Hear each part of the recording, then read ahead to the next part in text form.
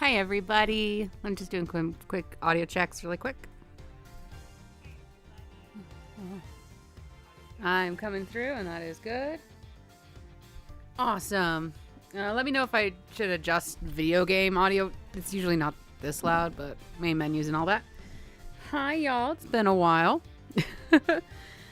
Mental health is still doing a lot better than it was 2 weeks ago. And last week I was out at UTA, which is basically like a theater convention for the high schools in the state. And I was going there to like get new ideas for my job and also work towards renewing my license, which here's hoping, baby.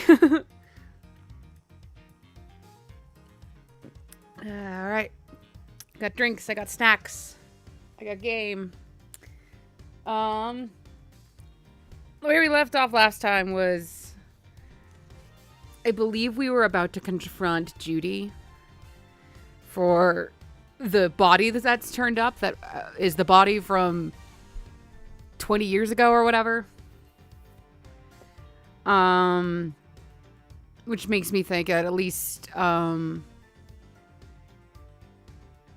because there's not been like a murder here in present time with Edgeworth or anything. Just an attempted one. And I think that might have been Judy at this point. That's what my thought process is going to. And, but in the past, someone else committed murder in that competition. I'm leaning on it being either Judy or the guy she tried to kill. I really think it's the guy she tried to kill. So far, this case has actually been really good, honestly, in terms of like the Ace Attorney universe. Because the first two cases were, oh my god, so frustrating and annoying. This one feels like the insanity is very much within the realms of Ace Attorney, as like just part of that universe. And it's actually been really nice to see the interactions and such with like Edgeworth and Larry again, and even just the new characters feel so much more typical of an Ace Attorney game again. So it's really nice. So we'll just get right into it after I talk for an age and a half.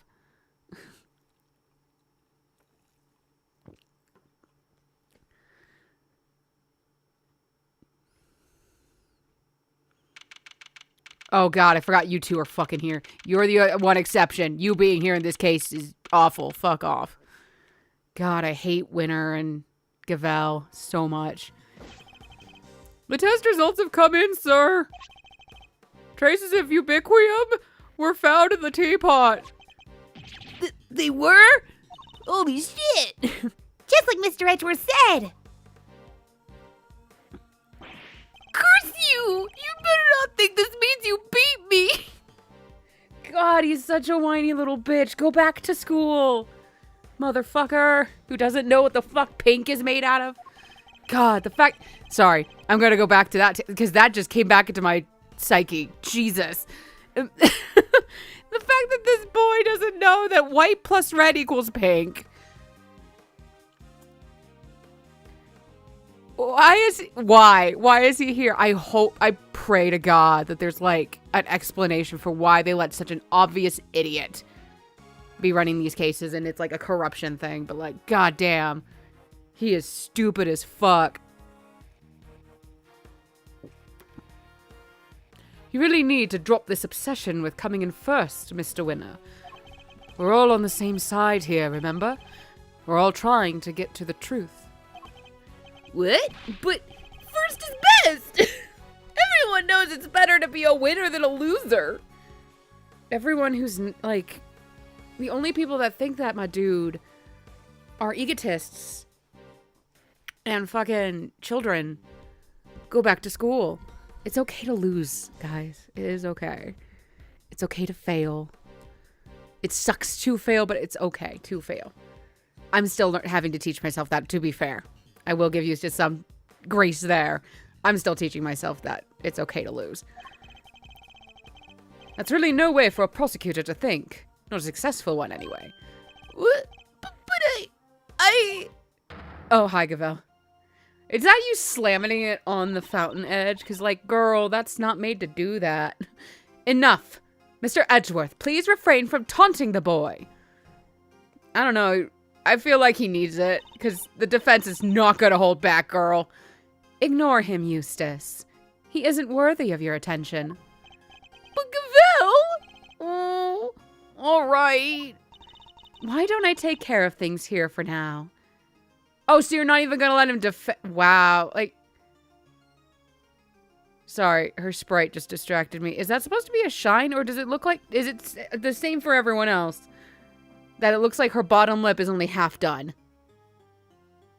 Am I crazy? Or is that supposed to be a shadow? I don't know. That's going to bother me forever. It looks like she has a swollen lip. In the meantime, you can perform the far more important task of going and checking on the victim. I mean, I guess that's fair, but at the same time, the medical staff should come get him and be like, hey, he's awake. Now you should come talk to him instead of just being, like, constantly bothering medical staff. Oh, yeah, good idea. I'll be right back. Excellent. We shall see you shortly then. Mr. Winner's annoying, but totally harmless. Judge Gavel, on the other hand, is annoying and harmful. She's the worst. Now, I'm gonna kick your ass. Miss Bound, perhaps you could explain why traces of ubiquium were found in your teapot. I had no idea there was anything like that in there. Perhaps it's one of the ingredients in the dishwashing soap I use. So you are telling the court that does not exist, that you did not intentionally put ubiquium in the teapot? Yes, exactly. Why would I? Oh, look at her. Oh, her little scaredy dance.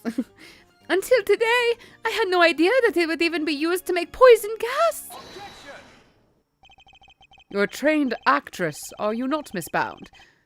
I'd have thought you would be a more convincing liar. Oh, no. You know, I used to think that being an actor didn't automatically mean you were a convincing liar. Because it's like, yes, we're pretending, and thus we are lying about who we are on stage. But, like, it's not like twisted words kind of lying, which is usually what criminals do to hide intent and all that shit. I didn't believe actors equated that because I didn't think I was a good liar. I thought I find myself a good actor, but I didn't think I was a good liar. Until I started playing Blood on the Clock Tower, and then I was like, oh, wait, shit, I'm good at this. I have shattered friendships in that game. It's awful. I'm going to go off on a tangent. Because that's what I do when I stream, gang. I go off on tangents. But I would... Blood on the Clock Tower, for those who don't know, is basically like werewolves and or mafia.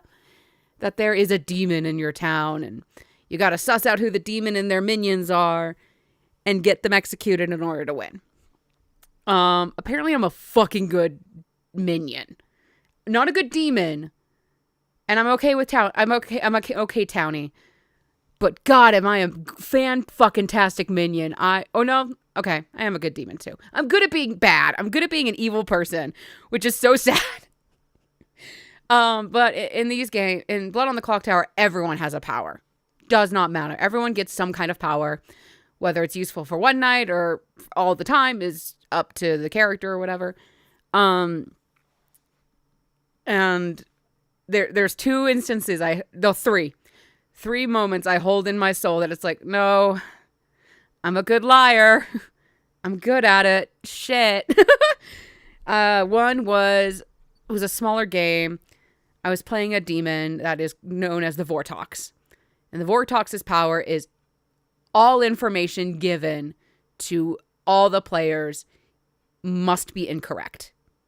It has to be false. So like even if you, now granted, like not rules, but if there's a power in there like the artist, who gets to ask the storyteller or the GM or whatever one yes or no question. That they will be given incorrect. So even if you ask the storyteller 2 + 2, does 2 + 2 equal 4? And they go, no, then you know you probably have a Vortox on your hands or something. So I was a Vortox that game, and I don't remember how or why, but one of my best friends was playing a normal townsfolk. I think they were like the philosopher or the mathematician. I can't remember what. And somehow I had convinced them I was not the demon. I was something else. Don't remember anymore. But it got to final day. And he pulls me aside and he looks me dead in the eyes and he's like, Abby, you are not the demon, right? And I go, no, I'm not the demon. And he's like, do you swear on our friendship that you are not the demon? Because I am doing everything in my power to trust you 100%. And I went, yes, yeah, I am not the demon. You can trust me. Trust in me, Taylor. I know who it is. I'm pretty confident I know who it is. And I can tell you for sure, 100% sure it's not me. They lost. And he'll dangle that over my head on occasion. Just like, hello, Abby, my former best friend. Just sometimes, just to be a dick about it, which I don't care. It's funny. I cared that night. I felt so guilty. So guilty. But I did. He's basically, it's now just a joke. The other 2 times, I was a minion in... Holy shit, I think both times I was a Scarlet Woman, which is basically their power as a minion is if your demon dies while there are still 5 or more players in the game alive, you become the demon. So it's like something the demon can do to like, oh, I'm about to be found out. Fuck it, let me kill myself tonight and then pass on my power to my minion. One of them was my friend. I don't want to drop names. Oops. Wow, I am going on a long tangent if my Switch is trying to go to sleep, but I'm going to finish my tangent. My friend, I'm going to call her Kaliri. Just because I don't want to drop names, I guess. Kaliri was my demon. And Kaliri's not super great at the game, and that's okay. It brings this whole other level, and I fucking love playing with her. Because when she's a townsfolk, she has trouble understanding, like, the powers and how the powers work, so you can catch people in lies trying to, like, not understand their powers or whatever, especially if they're not actually playing them. So she just goes straight off of vibes, and it's won her games. She has caught the demon by vibes alone, which is fucking hilarious. So she's just doing her best to be the demon, and I'm doing my best to keep suspicion off of her and off of myself, and it's just not a good time. It was a stressful time, but it was also still fun. We had a mayor in play. Now, the mayor has the power of... They technically actually have 2 powers. One power is the mayor win condition, which if there are 3, I think it's 3 players left, and they choose not to execute anyone that day, the town wins, which is such a hard condition to do. I've only had it happen in one of my games once. And the other power they have is that they may, now it's to storyteller discretion, if they are attacked by the demon, they may live and the attack bounces onto somebody else, whether it be another player, good or bad, or even a body. Because the demons can attack bodies in this game just to confuse people, which is so fucking funny. We were to a point where we were kind of stuck in a corner a little bit. Like, we could feel it.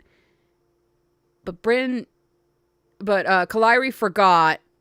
Kaliri forgot that the mayor had that bounce power until literally the next morning when we discovered I died. Our storyteller was a dick and bounced it off the mayor and killed me. But then I was like, shit. So I literally was sitting in my chair trying to figure out, and hopefully, and I think what everyone kind of was starting to wonder was either I was a minion killed by their demon and was confused, or I was a player trying to suss out who I told I was to that would have, ratted me out to the demon or whatever. So I'm sitting there thinking, and I remembered I had chosen to bluff because the demon receives like 3 not in play power, like town characters, just out of play good team. There we go. Out of play good team powers, 3 of them to use as bluffs for they and their demon and their minions. And one of the bluffs we got was the Raven Keeper. The Raven Keeper's power is if they are killed by the demon, they get to pick one player and learn what character they are. Period. Really good power. Really hard to get it to go off correctly, because if you're found out in the daytime, they could convince everyone they'll either never kill you at night or convince everyone to execute you in the daytime. Your power won't activate. So I decided to say fuck it, and I literally just stood up from my chair, and luckily everyone was still in the room, because during the daytime you can go off and talk in secret to people to try and suss things out, which is so much fun. And werewolves and mafia should have that kind of mechanic. But I stood up. Luckily, everyone's in there. And I just went, "Hi, everyone. I'm the Raven Keeper." Totally pulling this out of my ass. And I looked to our mayor. Because there's no real way to prove you're the mayor until the very, very end when you can get the mayor win condition.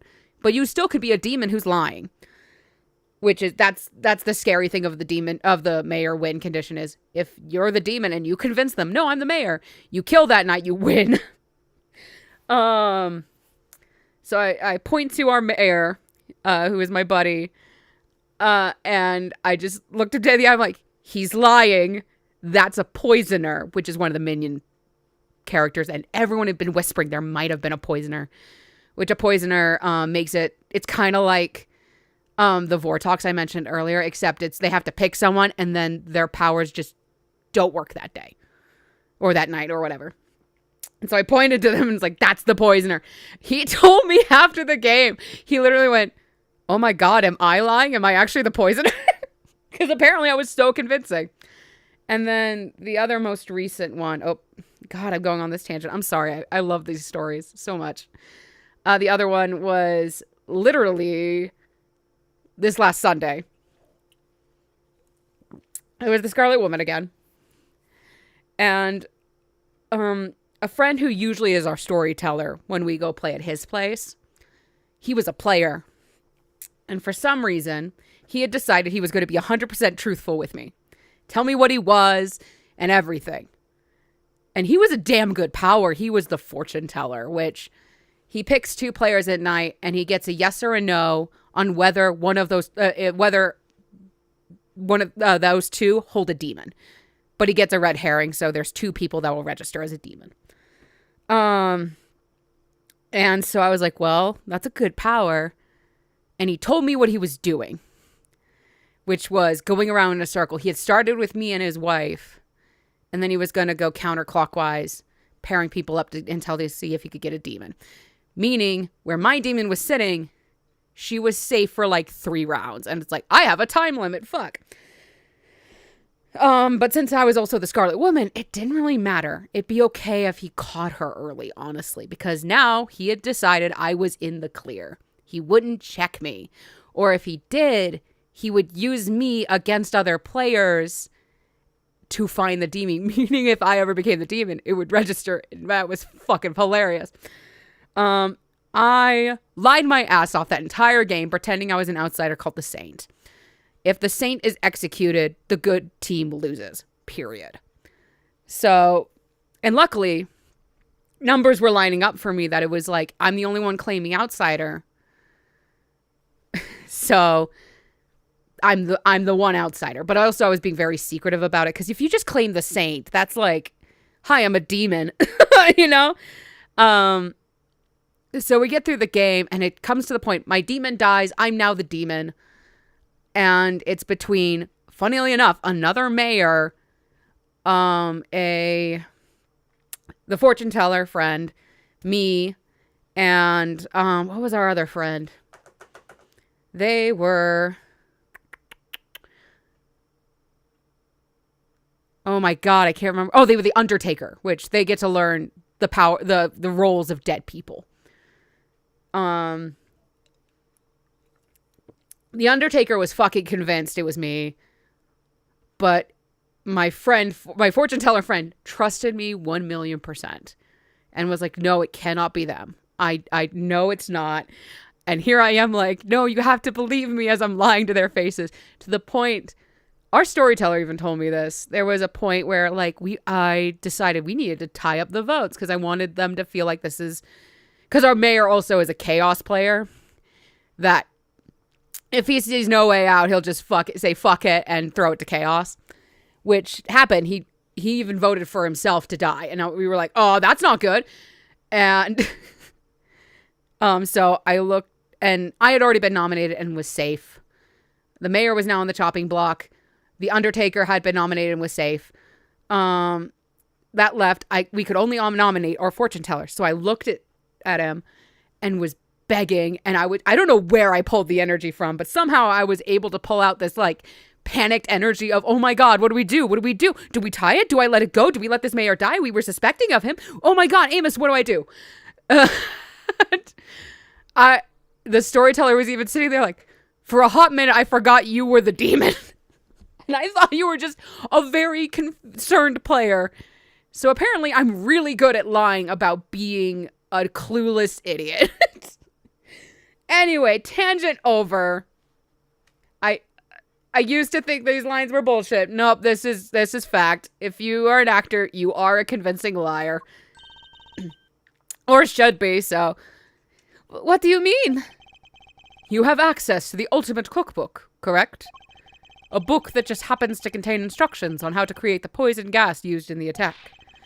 Meaning, it's perfectly possible for you to know exactly how to make it. Oh, the wind. You're very well informed, Mr. Edgeworth. Miss Bound, is what Mr. Edgeworth said true? The book does contain information on how to make the poison gas, yes. But the fact that I have seen it doesn't make me guilty. Can I ask exactly how the gas was triggered? The victim used a blowtorch to heat the lid of one of the display cases, thereby melting the ubiquium. I see. But he locked himself in the room too, didn't he? Surely that and the fact that he triggered it himself. Wouldn't it point to it being a suicide attempt? No, honey. If that were true, he would just combine that shit in a bucket. Oh, honey. God, you're bad at this. You would be terrible at Below the Clock Tower.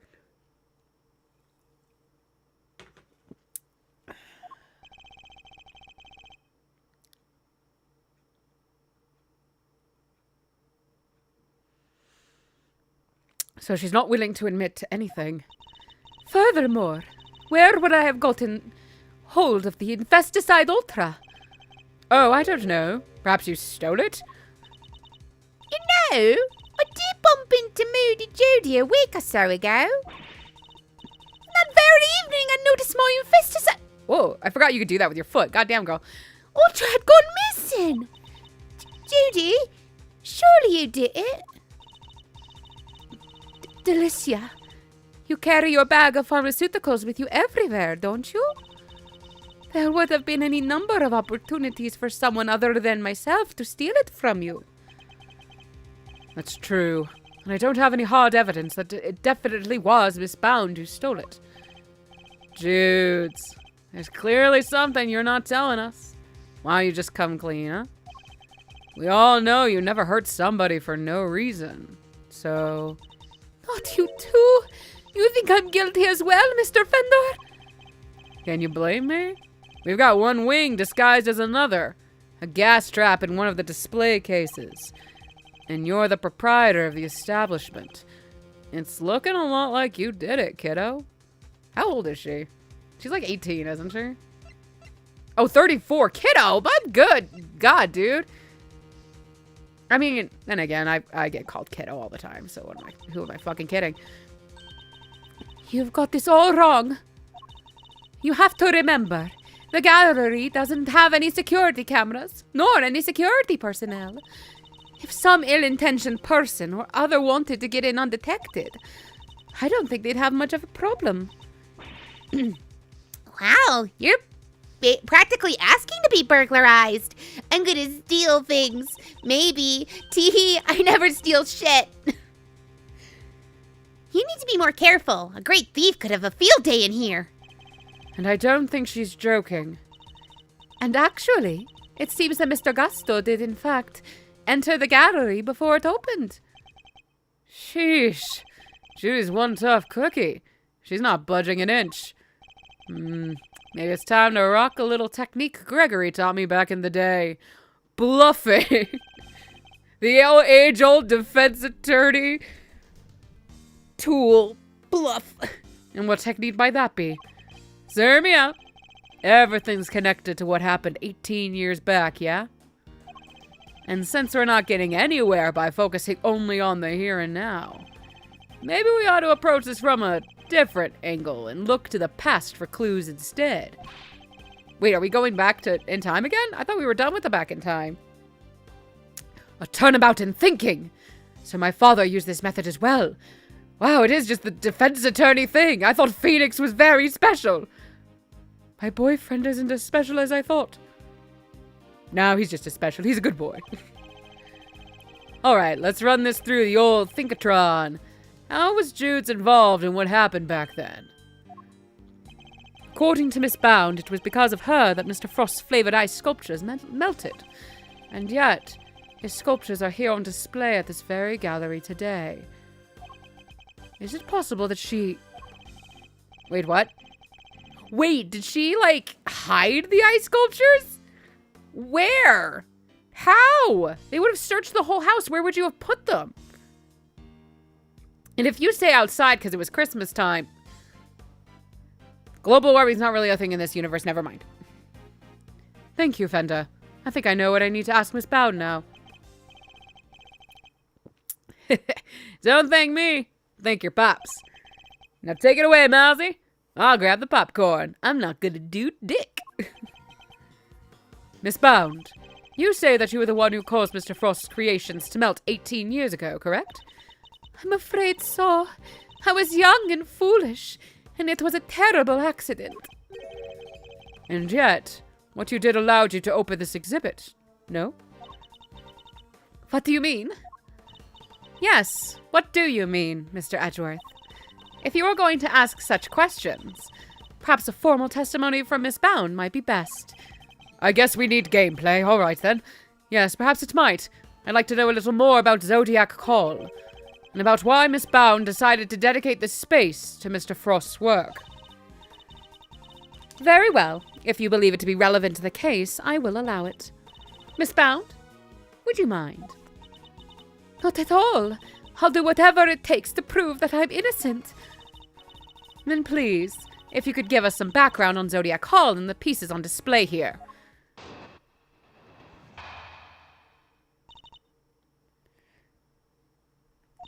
It took 18 years, but at long last I was finally able to buy Samson's home back a little while ago. Oh my god, hiccups. Can we not? But a place like this is expensive to maintain, so I decided to turn it into an art gallery. To that end, I collected as many Paul Halik pieces as I could from around the world. Isn't that going to be more expensive than maintaining the house? Girl, because if I'm honest, it's always been something of a dream of mine to open a space dedicated to his work. Thank you for your testimony, Miss Bound. How wonderful it is that you were able to fulfill your dream. Oh yeah, that's a shadow on her lip, I think, from her hair. God, I hate it. Looks like she's busted it. Well, Mr. Edgeworth, everything seems entirely above board to me. Judge Cavell, that was simply the witness's preliminary statement. As you surely know, the value of that testimony cannot be evaluated without due cross-examination. Spoken like a true attorney. Very well. You may do what you must.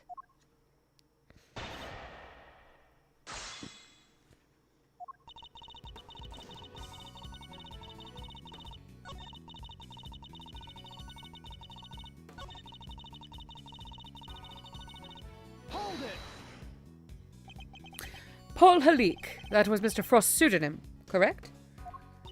Yes, he adopted it while he was working as a sculptor in France. I see. I'm curious about some of the pieces in your collection. More specifically, how you were able to acquire the Taurus and Gemini sculptures. It was my understanding that Mr. Frost died before he could complete them. Yeah, it's even missing the strings that were eaten. If she was going to recreate them, why didn't she put the strings back on there? Oh my god, are these actually the statues? That's so absurd. Oh no. Yes, I was able to create replicas for the Winter Wing based on photos of the sculptures he made. Really? Perhaps you could go into some more detail on that? Because, if I'm honest... Oh. I guess this one. I was able to create replicas for the Winter Wing based on photos of the sculptures he made. Did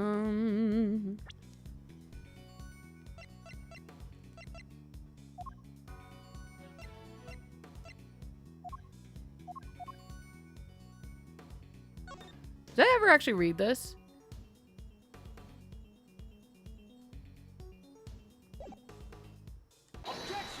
It's the exact same sugar.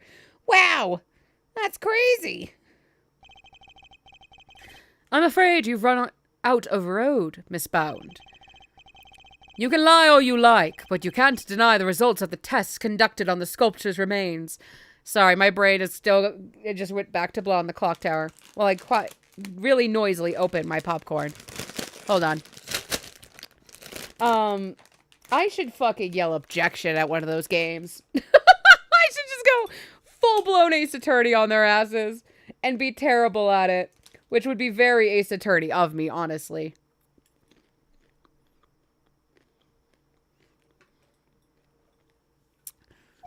And those tests leave no room for ambiguity.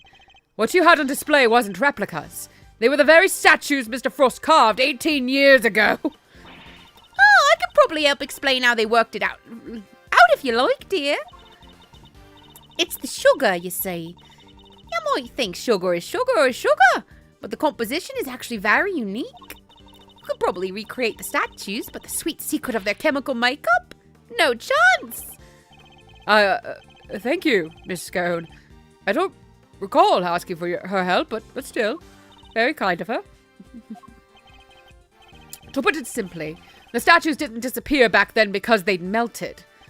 They disappeared because you spirited them away and kept them hidden for these 18 long years. What? I love that Casey was like, what the fuck? She kept a pair of flavored ice sculptures around somewhere for all that time? How and where? It's not the most out there idea in the world, assuming you had a big enough ice box. That's the problem there. A giant icebox, my god! Quiet, all of you. Miss Bound, have you anything to say in your defense? So you've already learned that much? Should I take that to mean you admit to having hidden the flavored ice sculptures in question? No, I admit to no such thing. You haven't proven that I was the one who took those statues away. And you won't, because it would have been impossible for me to do so in the first place.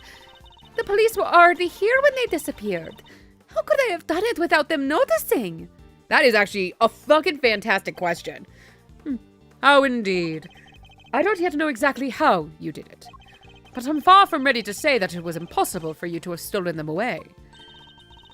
You're a very persistent man, aren't you, Mr. Edgeworth? I am indeed, and I won't stop until I get to the truth. I see. Then I'd better tell you exactly what I did that day, 18 years ago.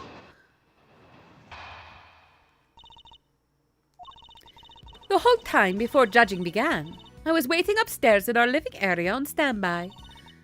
During the judging, I had to go change the camera's film cartridge for Samson. But before I could take the camera back to Samson, I discovered Mr. Frost's body. Later, around when your father arrived, I began to make the rounds and serve tea to everybody present. That was when I saw Mr. Gusteau entering Mr. Frost's room. And those were my movements on the day it all happened. I hardly see how you could take issue with any of that. I feel like my voice is really wanting to go higher in tone and pitch, and it's weirding me out. That's for us to decide, Miss Bound. Are you saying there's a contradiction in her story, Mr. Edgeworth? I would hope so. This is an Ace Attorney video game. My God, Kay, keep up. I'm here more focused on proving the fact that she did indeed. The question is, when she would have had the opportunity to do so. If I can pinpoint that, I might be able to prove what exactly she got up to.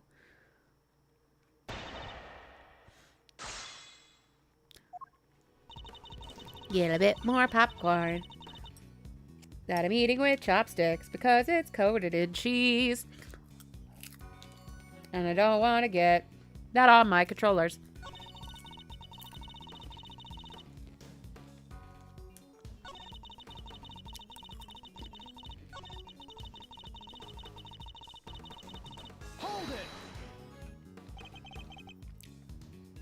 Just as you did today. Yes. I went around and offered everybody working on the investigation a cup of tea. Present company included. I remember it well for some reason. You were here, there, upstairs, downstairs, everywhere with that little cart of yours. Interesting. And did anything strike you as strange around that time?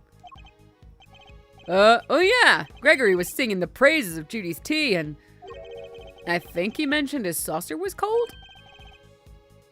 Oh my God, they were in your cart. Damn, his saucer was cold? Was this the moment when Miss Bound stole the sculptures? Miss Bound, I believe this is when you stole the sculptures. I hate to contradict you, but the fountain room was full of the witnesses at that point, and Mr. Fender included. Are you suggesting that I somehow got the sculptures out of Mr. Frost's room, right under everyone's noses? That is precisely what I'm suggesting.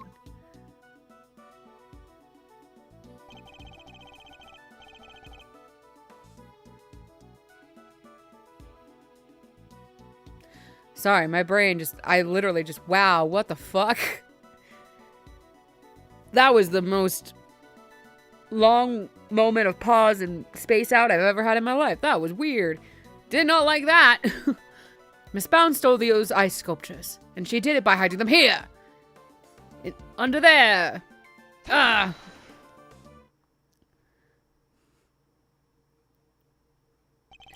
My father and Fender had no idea that one of the sculptures was mere inches away from them. Because it wasn't just a tea set you were pushing around, Miss Bound. But a hidden ice sculpture in a glass case. Ah! Why, though? I want to know that. Surely such a thing would have been impossible. How would a case of that size fit on a serving cart? It would have been spotted immediately. Who said anything about a serving cart, you dunder? What? I'm not sure I follow, Mr. Edgeworth. What are you suggesting she used instead? I'm suggesting that Miss Bound used this to transport the sculptures. Take that. And this is the cart that Miss Bound used to move the flavored ice sculptures out of Mr. Frost's room 18 years ago. And it would appear that the very same cart is still here with us in this fountain room. It's a big boy.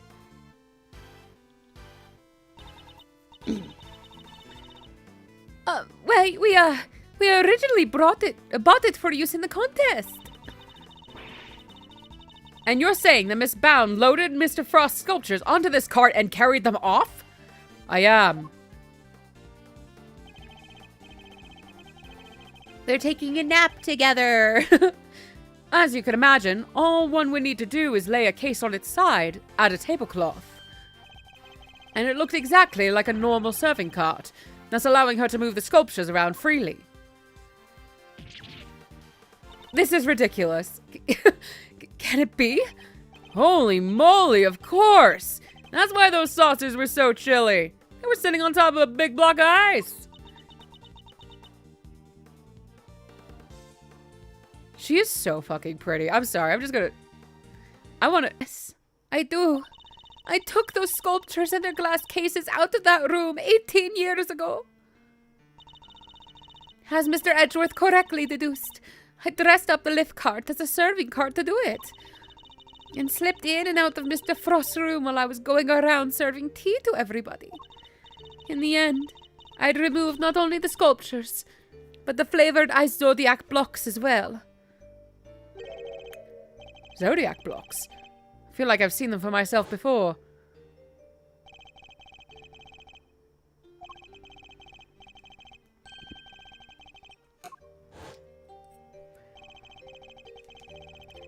If the Winter Wing really is an exact replica of Mr. Frost's room for 18 years ago, then, even though my father never saw them because they'd already been melted, the Zodiac blocks must have been in the victim's room back then as well. When I had finished moving the 2 ice sculptures and the 2 zodiac blocks out, I took 2 fresh, empty cases to Mr. Frost's room and put them where the original 2 had been. Only the sculptures had been kept in glass cases, you see, to prevent them from being damaged. The blocks were a little more robust, so they had been displayed as is. As stated in the contest rules, we were responsible for providing all display materials, including cases. Meaning it would have been easy for her to prepare those empty spares she swapped in. Mr. Frost's room contained quite a few other flavored ice works in progress. I figured if I melted them down somehow, the resulting puddle would look like it came from the sculptures. And that is how the sculptures from 18 years ago came to be in the Winter Wing today. I have to say, Mr. Edgeworth, that's quite the confession. Indeed. And I think she offered it too willingly because she knows there's nothing we can do with it. That's all I have to tell you. However, despite everything I've shared, you can't charge me with anything now, can you? What? How'd you figure that? Oh my! I would have thought you might know at least this much, given we're at a crime scene. Your stupidity is ridiculous, Kay. Why are you here, dear? You need to go home. I suggest you memorize the various statutes of limitations outlined in this book. Statutes of... what? Okay, actually, I do want to look at this, because if there's various, it might talk about more, and I've always been curious about the Ace Attorney universe. Oh, since it's theft, 7 years. Murder, 15 years from the date of the crime. The statute is suspended should the suspect flee to a foreign country. Really? In this... I don't know actually how this works in real life, because I know there is a statute of limitations. The statute is suspended from the time of any accomplice's indictment to the end of their trial. When did... because they were going at it for a couple years. Oh, that would explain why it's 15. Okay. This will be interesting. Simply put, Kay, prosecutors only have a certain amount of time within which they can put a suspect on trial for a given crime. Let's take a closer look, shall we?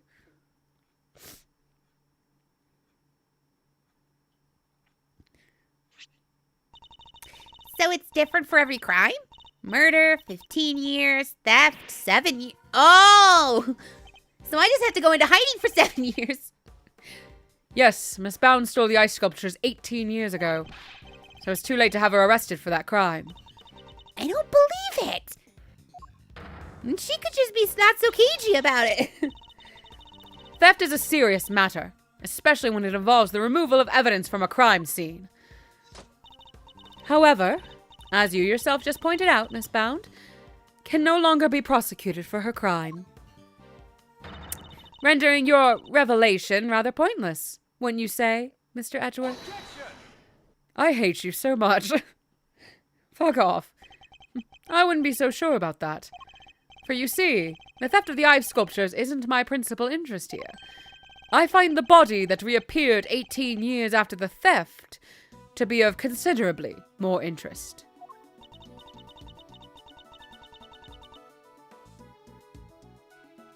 Sorry, I'm vibing to the music a little bit. I'm hearing it a bit better today, which is kind of nice. It's not like our TV is new and a little better. Like, not brand new. We got a hand-me-down, but still, like, the speakers are better than our old one because it's a tick bigger.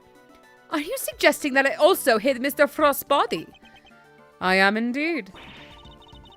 But how do you keep a body hidden for 18 years without anybody finding it? Finding? Whoa! I'm doing something! I'm turning into sweet... Oh no! I'm turning into the patissier!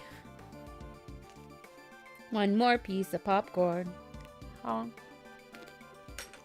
By hiding it in a very unusual way. Oh, now this is interesting. Are you telling me that you know where the body has been for all this time, Mr. Edgeworth? It's not such a big leap if you think about what Miss Bound has already told us. Let's just say it wasn't just flavored ice that she removed from Mr. Frost's room back then. Very well. If you are confident in this claim, let us put it to the test. Tell me, Mr. Edgeworth, where exactly was Mr. Frost's body hidden? In the ice sculpture, yeah? I guess I would do this? Yeah. Here you go. A photograph of Mr. Frost's works. And of the victim's body, Your Honor. Sorry, now I'm curious. Because it's like, it makes sense with the stealing. Which one were he in? That's what I want to know. Which one were he in?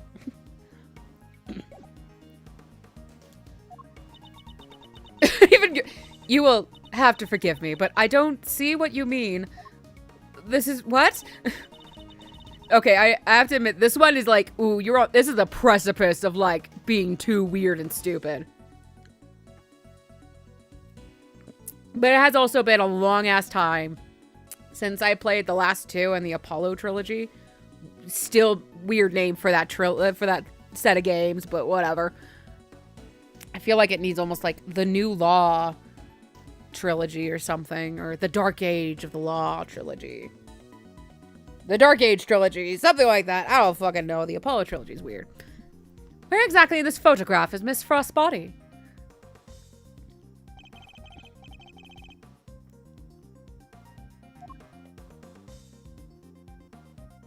That is the question for me, actually, too.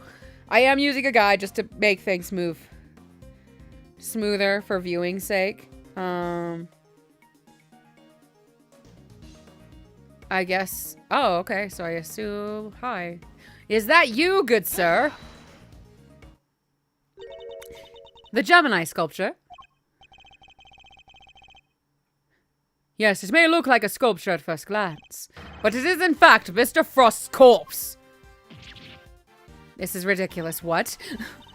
Surely you can't be serious. I don't see anything in the photograph to support such a wild claim. That's because a certain piece of evidence was used to hide the body in plain sight. And what piece of evidence might that be? The court demands that you present what was used to conceal the body. Take that! One of the cloths from the autumn wing? Yes, when it's made to glow in just the right way. It's so visually convincing you might mistake it for ice. Really? I didn't get that, but sure. Isn't that right, Miss Scone?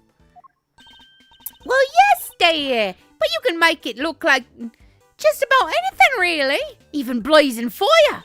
Wow, that's a crazy LED system in there, Jesus. And the right shade of blue would make it look like ice, yes. Exactly like it, in fact. Wow, what the fuck? Kind of we still use, like, Nokia cell phones, VHS tapes, and yet we have these really advanced luminous cloths. What? I do love the weirdness of the Ace Attorney, like, technology universe. Like, it's fucking weird. Is it not the case that a certain special device is needed to generate these colors, though? Oh, that's in the photo. I did see that. If you would care to take another look at the photograph of the Winter Wing, Your Honor. That's crazy. You'll notice that there's a small box connected to the bottom of the Gemini display case. That's one of the very light-emitting devices in question. Detective Gumshoe even confirmed its presence. In fact, this particular device went missing 18 years ago. Back then, it was no doubt firmly connected to the cloth inside the display case, which means Miss Bound had no choice but to take it with her when she removed the sculpture. So you see, this cloth and the light-emitting device were being used to create the illusion that Mr. Frost's body was, in fact, a statue carved from ice. What the shit? Okay. Okay. Again, so far, this is the best case of the second game. So far. Well, no, okay. I lied. First case is now better. Nothing will be worse than the second. I hope. This is okay. This is a little much.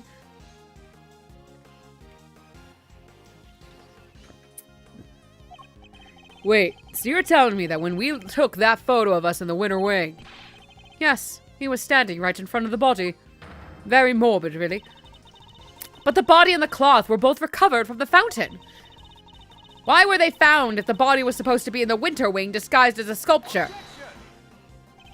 Because there would have been no mystery as to how the body had been hidden if we had found it as is. Miss Bound needed to remove Mr. Frost from the winter wing in order to throw us off the scent. Ridiculous! I don't recall her sneaking around behind our backs to throw a body in the fountain. No, and she didn't need to, because she had another method at her disposal. Her trusty lift cart. The same cart that has proved so useful in executing her original theft. What the hell? I believe she wheeled the body into one of the other wings and floated it down the stream to the fountain. The frozen body, being quite solid, probably got stuck somewhere along the way. Which is why only the cloth appeared at first. The cloth Miss Scone discovered. And then the body followed afterward once it had thawed enough. What the fuck? It's an ingenious theory, Mr. Edgeworth. But can you prove that it was me? It seems a little unfair to expect me to accept your accusations without proof, don't you think? What about an eyewitness? Do you think someone might have spotted her when she was moving the body? Yeah, actually, I do want to look at that sketch. Oh yeah, that's such a lift cart. That's so the lift cart.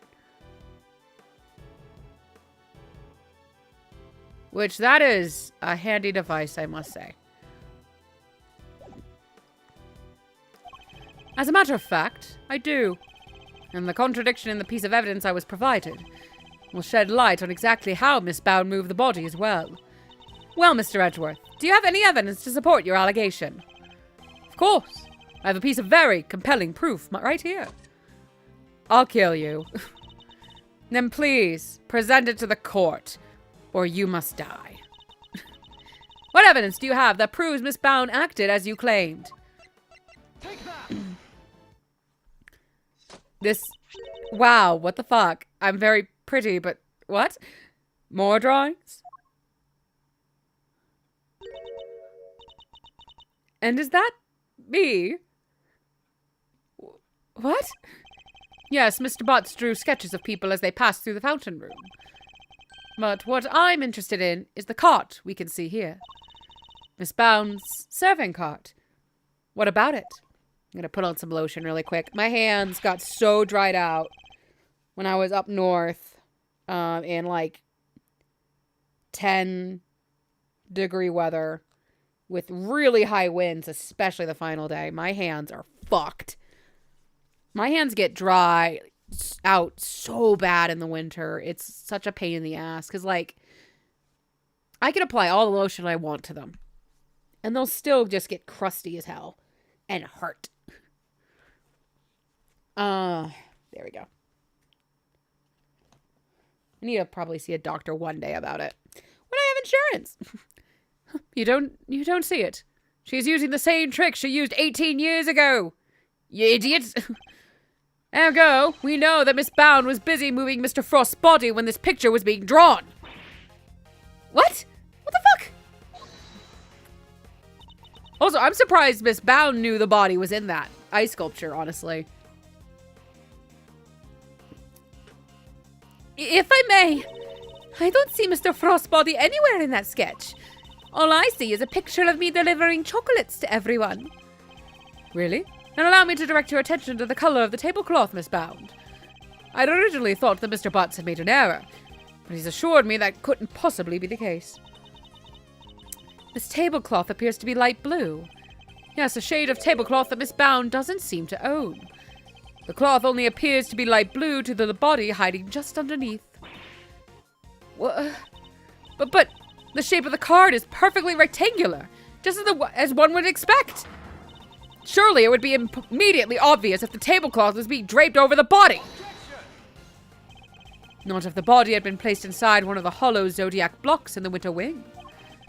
Place one of those on the lift cart and it easily pass muster as a regular serving cart. Wouldn't you agree? Goddess of justice! I love that. It's amazing we were just going, Jesus Christ! Miss Bound, surely now you must admit that it was you who moved the body, just as you did 18 years ago. I didn't expect you to deduce all of that from a single simple sketch. But that sketch alone isn't really enough to prove your theory, is it? You needn't worry on that front. My case doesn't rest solely on Mr. Butt's artwork. I thought his name was Laurice Donham. Once you had disposed of the body, your serving cart became a simple lift cart once more, which is exactly what we discovered here in the fountain room. Without a serving cart, you had to find some place to put your chocolates. My chocolates? The ones I was handing out? As we saw in the sketch, you had originally placed them on top of the cart, but the chocolates you gave us came from your pocket. Oh yeah, mine was half melted. It was still super sweet and tasty though.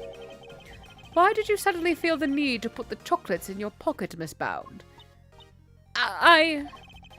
It was because you no longer had a serving cart to put them on. That's why. One moment, please. You have explained what Miss Bound did with the chocolates and the lift cart. But what about the tablecloth? Where did it go? Indeed, if stashing the chocolates in her pocket was the only solution she could think of, I doubt Miss Bound had the time to dispose of an entire tablecloth. Well, Mr. Edgeworth, do you have an answer for me? Miss Bound didn't hide or dispose of the tablecloth, Your Honor. In fact, it's right here in front of us. I will seriously kill you. What the hell? Perhaps you would care to enlighten us? Where exactly is the tablecloth Miss Bound used to hide the body?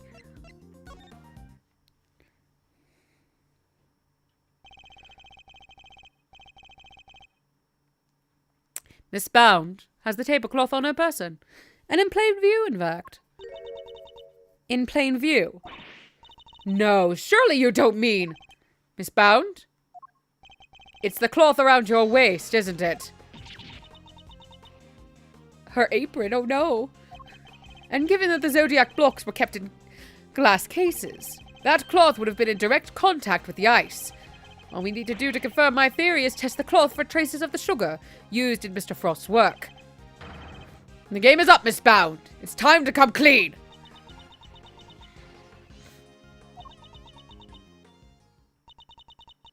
You won't need to test the tablecloth. Everything you said is true. I stole Delicia's Infesticide Ultra, and I moved Mr. Frost's body. Oh. Yes, Queen, you do that, Shakespeare. It was me. It was all me.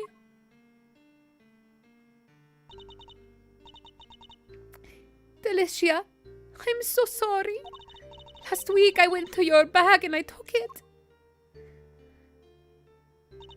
And then I put it in his pocket, hoping to make it look like he had tried to do himself in. I also made sure to leave no fingerprints but yours, just in case the police suspected foul play. Judy! You... Oh, gosh! But Judes, why? Weren't we supposed to be on the same side? All fighting together to free Samson? We were, but I couldn't afford to get arrested. Not yet. Not until I'd finally proven that Samson is innocent. I always planned to give myself up in the end, I swear. I know it's easy to say that now, but... Why do it this way, though? It's not like you. I'm sorry, Mr. Fender. I've caused you so much trouble. I've been the guilty party all along, ever since that day 18 years ago.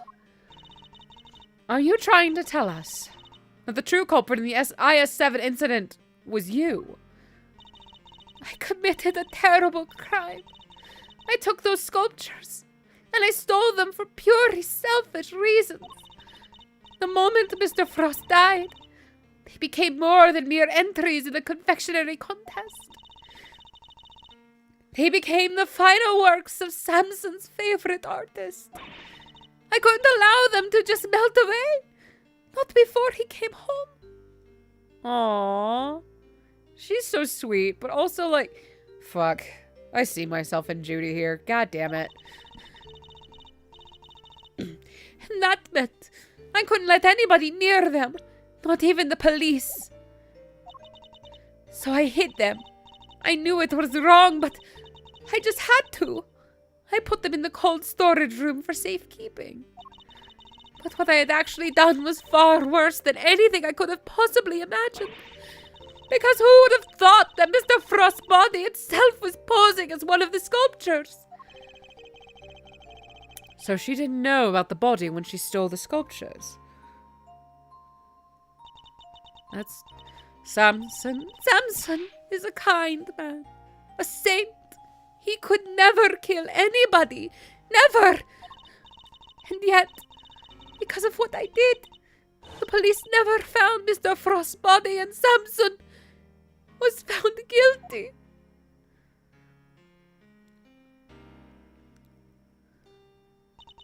After all he'd done for me, he was my family. The only family I'd ever had. He was the most important person in the entire world to me. And Judes. After his conviction, I was forced out of our home. I was finally able to return only a few days ago. And when I did, I went to the cold storage room to check up on the sculptures. And that's when I saw it. Mr. Frost's body. It had been there the whole time. Of course, by that point, the statute of limitations had expired.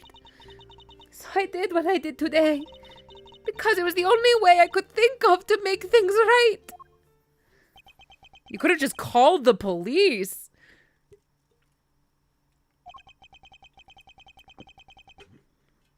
Seems I've misunderstood her intentions. Everything she's done really has all been for Mr. Tangaroa's sake. Hey, what are you thinking about, Mr. Edgeworth? Something that's been puzzling me. Why did Miss Bound use poison gas? Why not a more reliable method?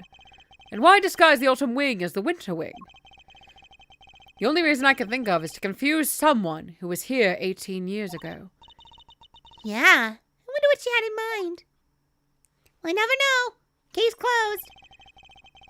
She was trying to prove that Mr. Tangaroa is innocent. Miss Bound's ultimate goal must have been... Could she have been trying to discover the identity of the true culprit? Miss Bound, your ultimate aim was to see Mr. Tangaroa cleared of all charges, correct? And to that end, you had to expose the real killer and have the police find the body from 18 years ago. Is my understanding of your intentions correct?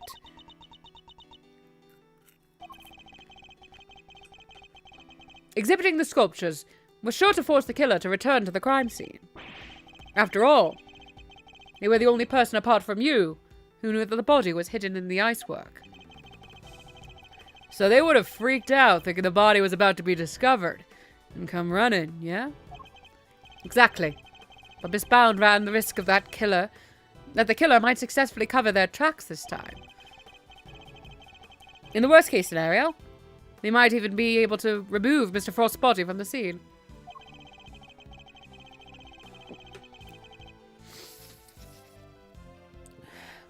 So how could she lure the true killer into revealing themselves without putting vital evidence at risk?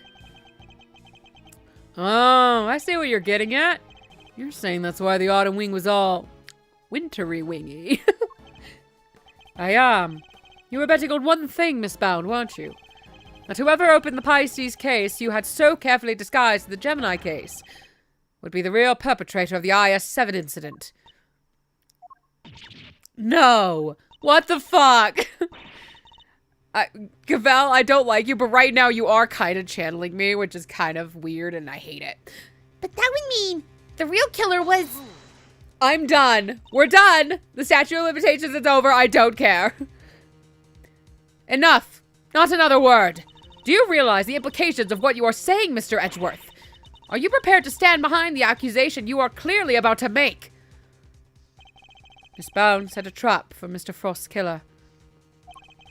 Meaning that whoever found themselves caught in that trap is highly likely to be the guilty party. But I lack the evidence to support such an assertion. To accuse someone without any evidence is not to be done lightly, so... Shall I really go ahead and make my accusation and name Mr. Frost's killer nonetheless? My ultimate goal is to see the truth exposed. And to do that, I need to seize the moment. Yes, Judge Gavel, I am prepared to stand behind my accusation. I know exactly who is to blame for the IS-7 incident. Take that! Mr. Gusteau, the victim of the poison gas attack is the perpetrator behind the IS-7 incident? Gusty! Mr. Gusteau. Miss Bound, as we have established, you knew that the opening of the gallery would lure in the real culprit. And you set up the poison gas trap in order to catch them. Do you dispute the facts thus far? You're a very impressive man, Mr. Edgeworth. Just like your father. And of course, you are absolutely right. Then perhaps you could tell us exactly what happened in your own words. Of course. I have nothing to hide anymore. So I might as well tell you everything. As you said, I set a trap here in the gallery to try and catch Mr. Frost's killer. Before we opened, I made sure that the door to the autumn wing was the only one that was unlocked. When opening time came, I went around to unlock the doors of the various rooms and found that the autumn wing had been locked from the inside. The killer is on the other side of the door. The thought, well, it frightened me. And then she simply walked away, leaving him to fall victim to a poison gas trap. When I heard that Mr. Gusteau had been treated for gas inhalation, that's when I knew he was the murderer. All that was left was for the police to find Mr. Frost's body, and then Samson would finally be proven innocent. At least, that was my plan. Judes, why didn't you tell me? You know I'm always here for you, right? We could have found another way. It didn't have to be like this. Thank you, Mr. Fender. You've been so very kind to me all these years. But I'm the one who created this mess. So it was up to me to try and clean it up. I didn't care what it took. As long as I could get Samson out of that awful place. Judy. 18 years ago, the police managed to cover up the fact that Mr. Frost's body had gone missing. If I went to them now and said it had reappeared, I was afraid they might have tried to cover things up again.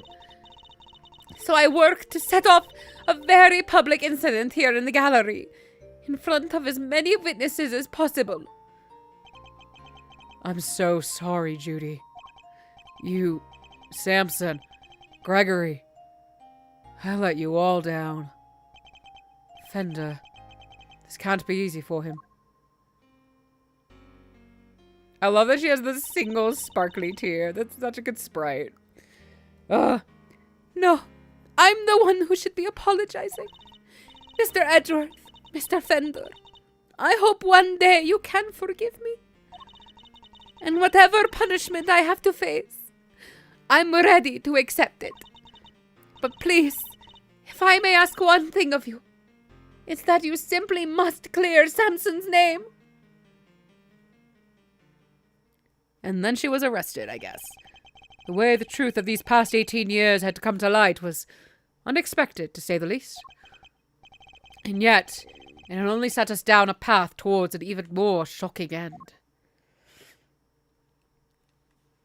Oh my god, it's still going. That is still a curse of these games. These cases are long as balls. But it gives me a second to eat a few more pieces of popcorn.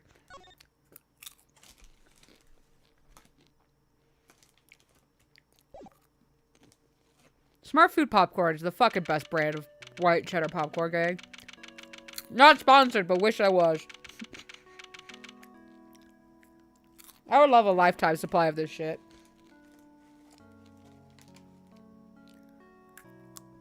There's like 2 or 3 bags a month. Of the big bags, and I'd be content. There we go. Oh, Larry, how long have you been there? Miss Bound, are you feeling a little calmer now? No! Yes. Good. And allow me to get to the point. Regardless of your intentions, you broke the law. Yes. I understand. Nevertheless, I understand that you did what you did in order to prove Mr. Tangaroa's innocence. Therefore, if the real culprit really is someone else, then we have a duty to reinvestigate the case. God damn it, woman. There is nothing to suggest that anything nefarious took place in the official IS-7 incident records. What do you mean by that, madam? And right now, there is nothing to suggest that we should take Miss Bound at her word either. Why not? She confessed. So our first order of business should be to arrest the culprit of the case before us, Miss Bound herself. I mean, fair. Official records cannot always be trusted, Judge Cavell. Especially since there are those prosecutors who would think nothing of twisting the facts. I was one of them, you know. Are you suggesting that the committee at the time overlooked just such a prosecutor? Oh, I wonder if this stayed from the fan translation. That's for you and your people to figure out. However, it is a fact that the autopsy report was faked, seeing as Mr. Frost's body was only found just now.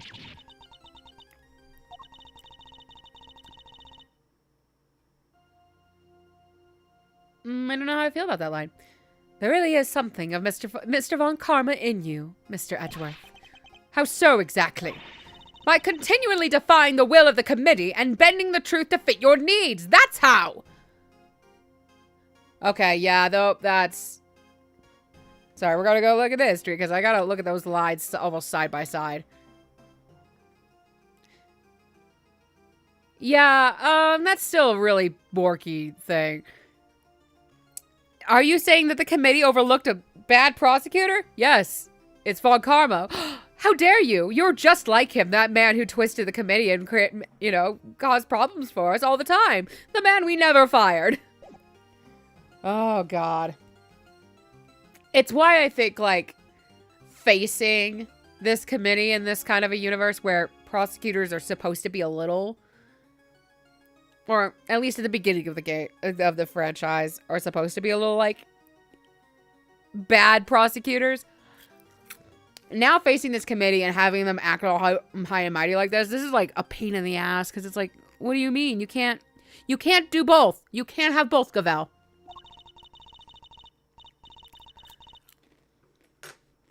Perhaps it is time you understand how no, the committee sees this case. Okay, here we go, I guess. The committee is willing to accept that Mr. Von Karma falsified Mr. Frost's autopsy report. Even still, Mr. Von Karma only managed to have Mr. Tangaroa convicted as an accomplice. I personally have come to believe that the real culprit behind the IS-7 incident is Miss Bound. Her plan to poison and kill Mr. Gusteau today was her attempt to frame him for Mr. Frost's murder. That's a weird way of framing somebody, honestly. And this is how the committee sees things, is it? It is. As always, I act solely in service of law and order. Sounds to me like all she's doing is acting in service of the committee and covering up the truth, the bitch. And if I can't change her mind, there'll be no saving Mr. Tangaroa or Miss Bound. I mean, Miss Bound's gotta pay for her crime. She did attempted murder. She attempted murder.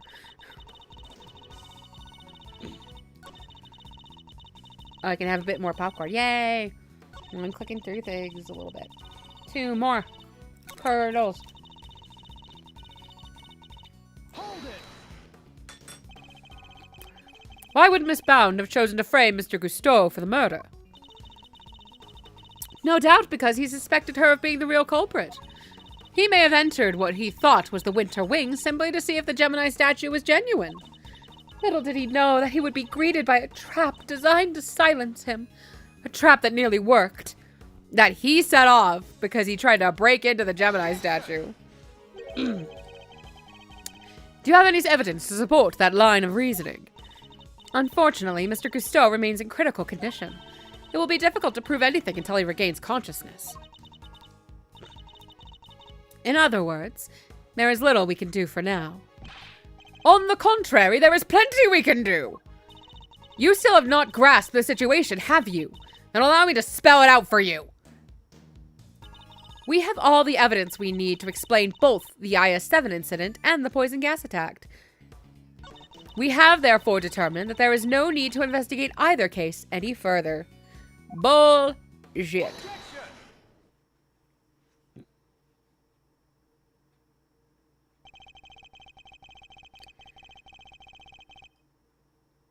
Oh, there's more chess. God damn it. I'm afraid there is still one question concerning the IS-7 incident that remains unanswered, Your Honor. Would you mind taking a look at this? What is it? It's a piece of paper. What is it? The test results carried out on the liquid at the bottom of the Gemini case in the Winter Wing. As you could see, traces of blood were detected. The question is, whose? Until that question is answered, I hardly think you can claim to have all the evidence. You silly bitch. There was blood in the Gemini case? This is horseshit. Let me go home. Why did I not hear about this from Eustace? I don't know, he's an idiot. Because Detective Gumshoe informed me of the results directly. I was planning to tell Mr. Winter about it myself, of course. Bullshit! You kept this to yourself until now? Despite having no jurisdiction here whatsoever? Mark my words, the committee will hear all about what you have done here today. As ever, my interest is in the truth. And if mistakes were made in the past, they must be rectified. If you must report me to the committee, then so be it. But in return, you must be allowed to investigate this case to the very end. That is not my decision to make. It seems like it is, though. You will need to discuss it with Eustace. Is he back? Guess who's back, losers? And with good news, too. Guess who's back? Back again. It was a close call for a minute there, but Carmelo Gusteau is alive. Gusteau. He made it. Damn it. What's with the tattoo? I don't remember that on his younger sprite. And it's also badly done, I think. Because it doesn't even move or stretch at all with him. Poor sweet Babby Dad. You're the one who found me. Yep. Long time no see, Gusto. You're the attorney's assistant. You've grown, and you have an assistant of your own now? Assistant? No, I am. I am. He hasn't got the gig just yet. This is Gregory Edgeworth's son. I hate your kerchief still. Prosecutor Miles Edgeworth, at your service. Fate moves in mysterious ways. I'm in your debt. If you hadn't found me in time, I wouldn't be here to thank you. Oh, you're very welcome. After all, if you hadn't lived, we wouldn't be able to ask you what really happened 18 years ago. What are you talking about? We figured out quite a bit while you were out cold. Including the fact that you were probably the guy who offed poor Artie Frost. Immediate guilt. Oh, wow, he's bad at this. Oh, man. What? Is that true? Miss Bound set up a very elaborate trap to catch Mr. Frost's murderer. A trap that involved rigging the Pisces case with poison gas. Perhaps in light of that fact, you could tell us in your own words what happened back then. Or perhaps you'd rather exercise your right to remain silent. Oh, it's not that. Gusto here is a fan of the old meditation. You know, and all that jazz. Wow, sleeping while standing seems pretty cool. That's one heck of a talent. Except there's no sleeping involved in meditation, Kay. You idiot. Hey, Gusto, old pal. How about you snap out of it and tell us what went down way back then? Way back when. That's a weird laugh. Spell out. I was caught in the girl's trap, so I must be the killer. Is this your idea of a joke? I'm the victim here! Indeed you are, Mr. Cousteau. And there is no evidence that you had done anything wrong yet. Mr. Edgeworth and Mr. Fender are merely speculating. Rest assured that they have no authority here, and that you may pay them no heed. At least somebody here seems to be on my side. Judge Verity Gavel, it's a pleasure, Mr. Cousteau. I will assist you in any way you may require. Perhaps you could begin by explaining what actually happened 18 years ago to Mr. Edgeworth. Let me just do the same thing, you know. It's fine, but I'm nicer about it, I guess. Fine. You want me to prove I'm innocent, Mr. Prosecutor? I'll be happy to. So this is how you mean to play it, Judge Gavel. You're hoping Mr. Cousteau will help you hide what happened instead of trying to correct the record. I believe only the infallible judgment of the goddess of justice. Infallible, my ass. Except it is us humans who make the actual judgment calls in a court of law. And so long as there are those who would use the law to their advantage, our rulings are fallible indeed. If you would use your position to further obscure the truth, then neither she nor I will forgive you. We shall see about that. What do you advise, Judge Gavel? It would seem that you are under suspicion because it was you who triggered the poison gas. Specifically by opening the Pisces case lid. Would you be so kind as to share why with us? I love the sword sound effect. That's so good. Understood. I came to see Frost sculptures. Simple as that. I made a mistake with the opening times and arrived a half hour early. Miss Bound, was there no one at the reception desk around that time? I had left the main entrance unguarded and unlocked, just in case the killer made an appearance. I was also busy making preparations elsewhere, all the way up until the gallery's opening. So no, there was no one here on the first floor then. But I did make sure that all the wings were locked up tight. All except for the autumn wing, that is. I see. She did all that just to steer the culprit into the autumn wing. Which is precisely where Mr. Cousteau went. Sneaking into a building's pretty suspicious. However you slice it. Silence in the courtroom! I will permit no objections or interventions unless there is some evidence that the witness is lying. The courtroom? You know this is an art gallery, right? Okay, you and I agree for once. Mr. Cousteau, if you could please continue by explaining why you opened the Pisces case. I wanted to see Frost's work up close. So I went up to the Gemini. Sorry, I guess it was supposed to be the Pisces statue. And I saw that the lid was frozen on tight. So I grabbed a blowtorch from nearby and tried to open it.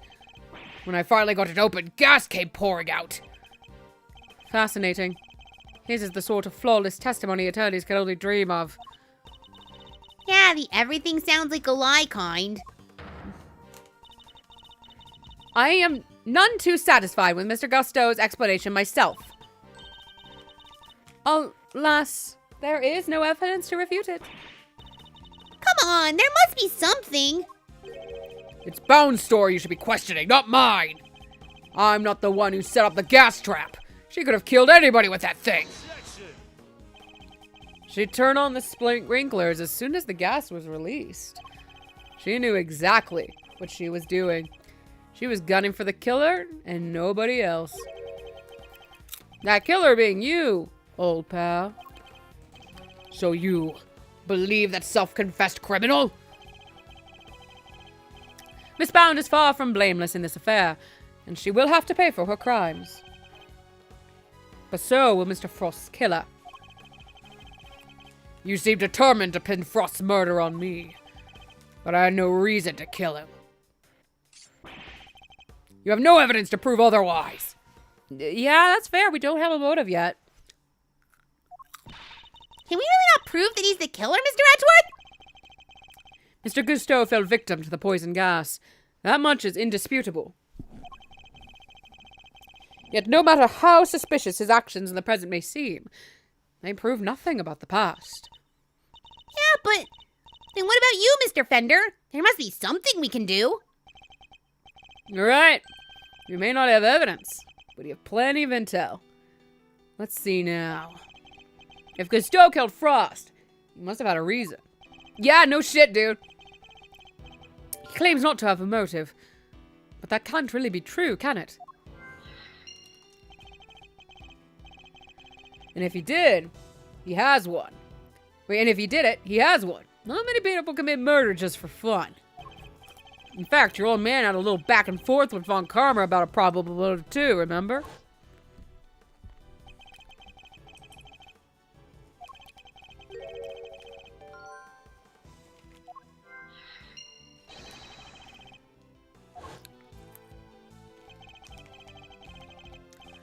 Von Karma wouldn't let us talk to Cousteau back then, but we can now. We can put the pieces together. I think the picture we've been looking for might just emerge. Yes, I think you might be right. We need to think back over everything we know about the IS-7 incident, especially the questions that never got answered.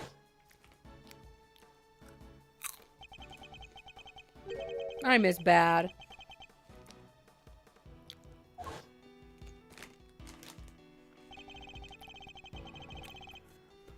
Miss Scone denied that the finger marks on the frame were hers. But what if they were Mr. Cousteau's? Perhaps he had wanted to take a look through the ultimate cookbook for himself.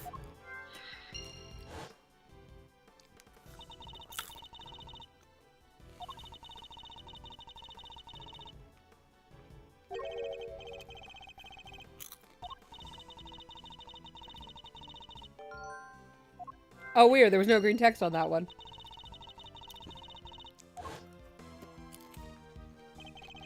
My father noticed these things for a reason. I just need to piece them together correctly. In the absence of evidence, the only way to the truth. Alright, here we go. Logic time.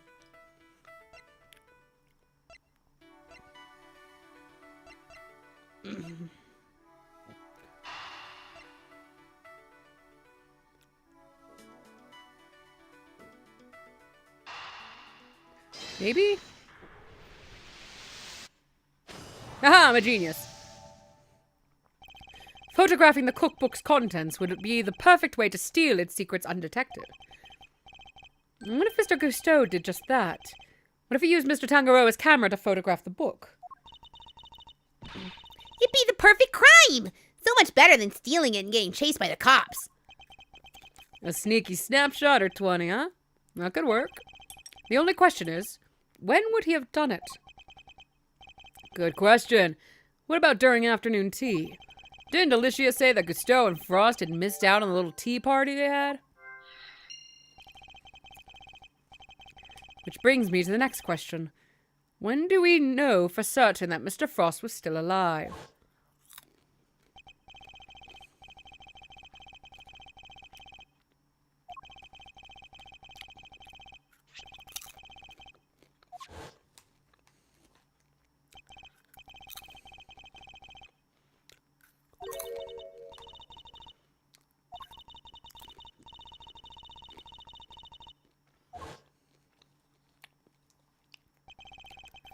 Mr. Frost had kept himself inside his room after the contest had started.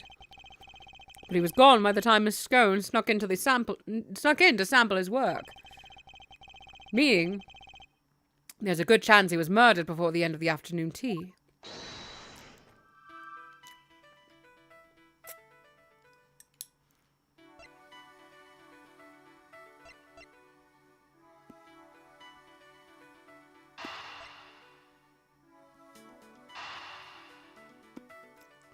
Maybe. Oh, oopie. Oopie, oopie. Oopie, owie.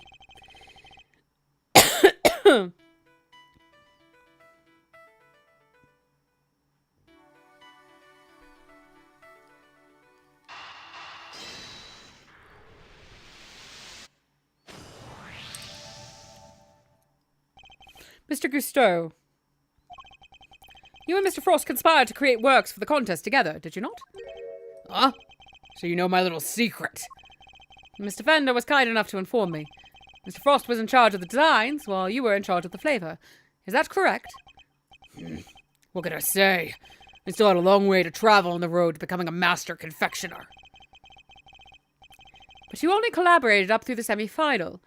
Something changed after that. We both wanted to show what we could do. Show that we were better than Tangaroa. Then why did you help Mr. Frost with his entry for the final? What grounds do you have to say that? Your own statement made to Mr. Von Karma 18 years ago. You told him that you had been working together right up until the day before the final.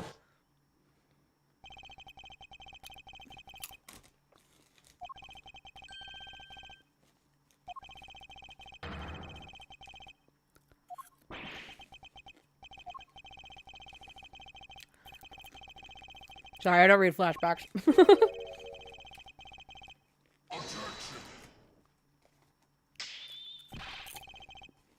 I do miss Von Karma as a villain. I also miss Franziska a little bit. So why did Mr. Frost help you in return? I submit that your relationship broke down for some reason, and that became the basis of your motive for murder. Oh. That's not how it was! I murdered him for other reasons. I mean, wait, what? Sure, we stopped working together, but it was all perfectly friendly. You stopped working together in a friendly way? Kinda hard to imagine, but okay. Besides, how do you think I did it exactly? You think I just strolled into Tangaroa's room and killed Frost? I couldn't have killed the man while Tangaroa was in there working on his chocolate pieces, could I?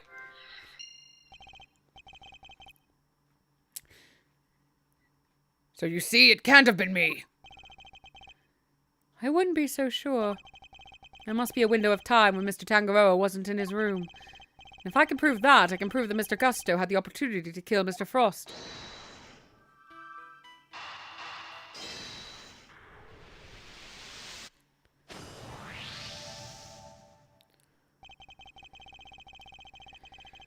We can be sure that Mr. Frost was alive until the beginning of afternoon tea, making tea time the only window during which Mr. Gusteau could have killed him.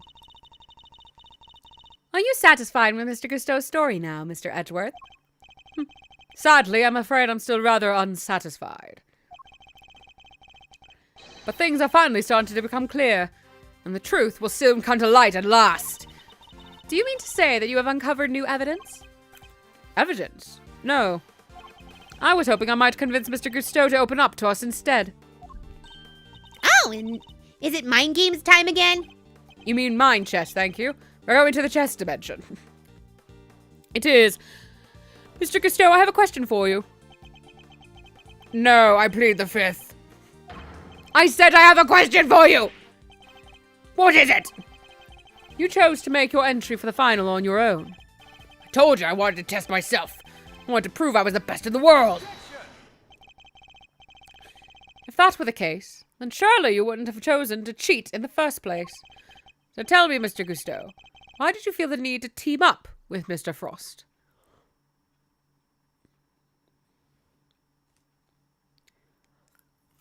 Yay, chess dimension, my favorite. 18 years ago, Mr. Gusteau and Mr. Frost collaborated in the confectionery contest. This is a weird design thing. Like, these are mental thoughts he's having, but I also know we're in Edgeworth's brain, so, like, he can verbalize it technically. It's still weird. But why did they work together? And why did they enter the contest in the first place? That's the information I need to get out of my opponent somehow. He's already asleep, goddamn. Ah! Mr. Gusteau seems to have a habit of pretending to be asleep when things aren't going his way. Let's start by focusing on why he chose to work with Mr. Frost. By my hand, now is the time to dig up the truth that was buried all those years ago. Mind chess, wow! Mr. Gusteau, what inspired you to collaborate with Mr. Frost?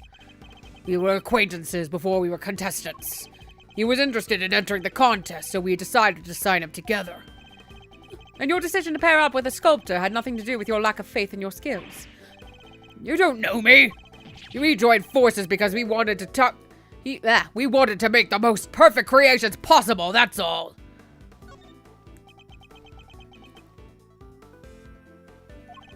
Frost's son and mine were in the same grade at school.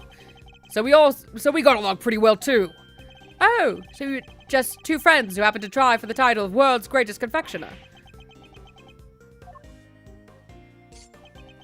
Oh my god. Huh. Pretending to be asleep when the going gets tough won't work on me, I'm afraid. Mr. Frost was a sculptor, Mr. Gusteau. I doubt he cared much about winning a title for confectioners. In which case, he probably had a different motive for taking part in the contest, wouldn't you say?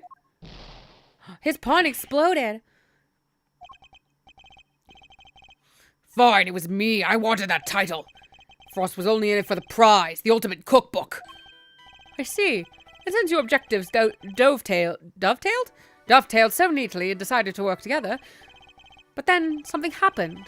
A breakdown in your relationship, perhaps. If so, I want to know why. Mr. Prosecutor, I'm still quite unwell after my brush with death. Pushed me too hard.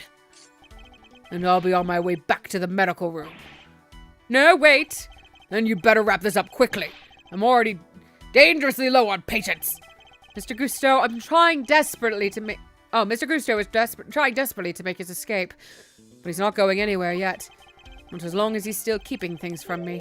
So let's figure out what he was really after next. There's no time to lose. I need to pick the right line of questioning and fast. Did you want to appear on Bacon Bop? You had your eyes on something other than the title, didn't you? After all, I'm not sure the title of World's Greatest Confectioner even counts for that much. Now you're insulting the way of the confectioner! My goal, my only goal, was to win that title. I didn't care about anything else. You have no idea how much it would have meant to me. Oop. Look, my sense of design may not have been up to snuff back then, but you should see me now. Oh, so you've improved. You bet I have. I didn't do all that training in Zhang Fa for nothing.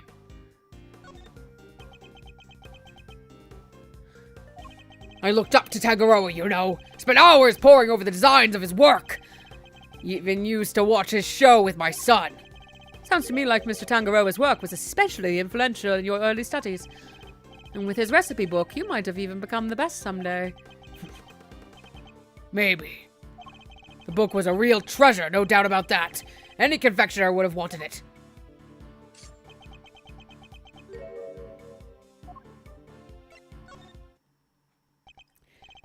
You claim that your only goal was to win the title.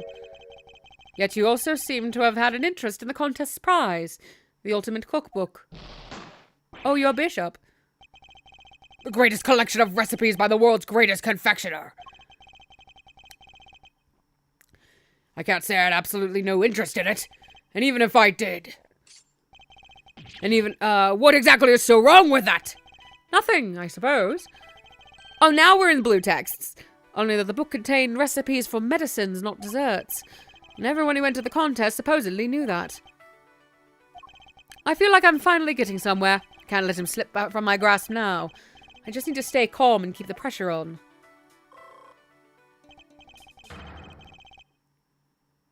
Next, let's find out why he wanted the cookbook. So your plan was to win the cookbook and use it to help you with your own creations. What else? A book like that could have improved my craft tenfold. You could have made a lot of money if you'd sold it. I don't know much about what was actually in there. But it was worth more than money, I'll tell you that. He's sleeping again. Attack! Come now, Mr. Gusteau. I think you know more about the ultimate cookbook than you claim. Whoa. Dropping everything.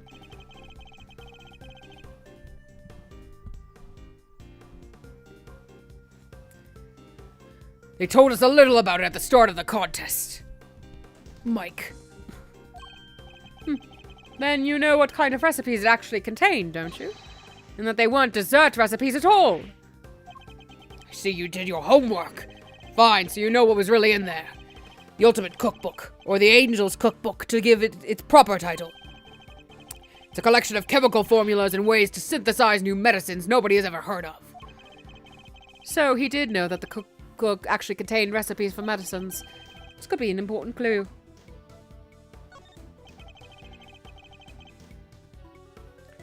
Did you know how valuable the cookbook really was? What kind of a question is that? It was a collection of Tangaroa's recipes. There wasn't a confectioner in the world who wouldn't have wanted to get their hands on it. Time to deploy my clue. Your designs may have improved thanks to your training in Zhengfa. But you clearly didn't do enough work on your skills of deception. You should have been an actor.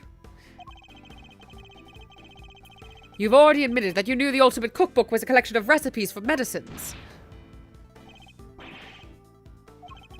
Thereby making your interest not gastronomical, but pharmaceutical in nature.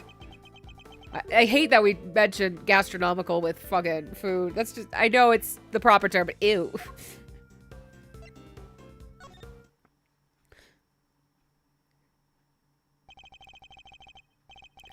You're a confectioner, Mr. Gusteau.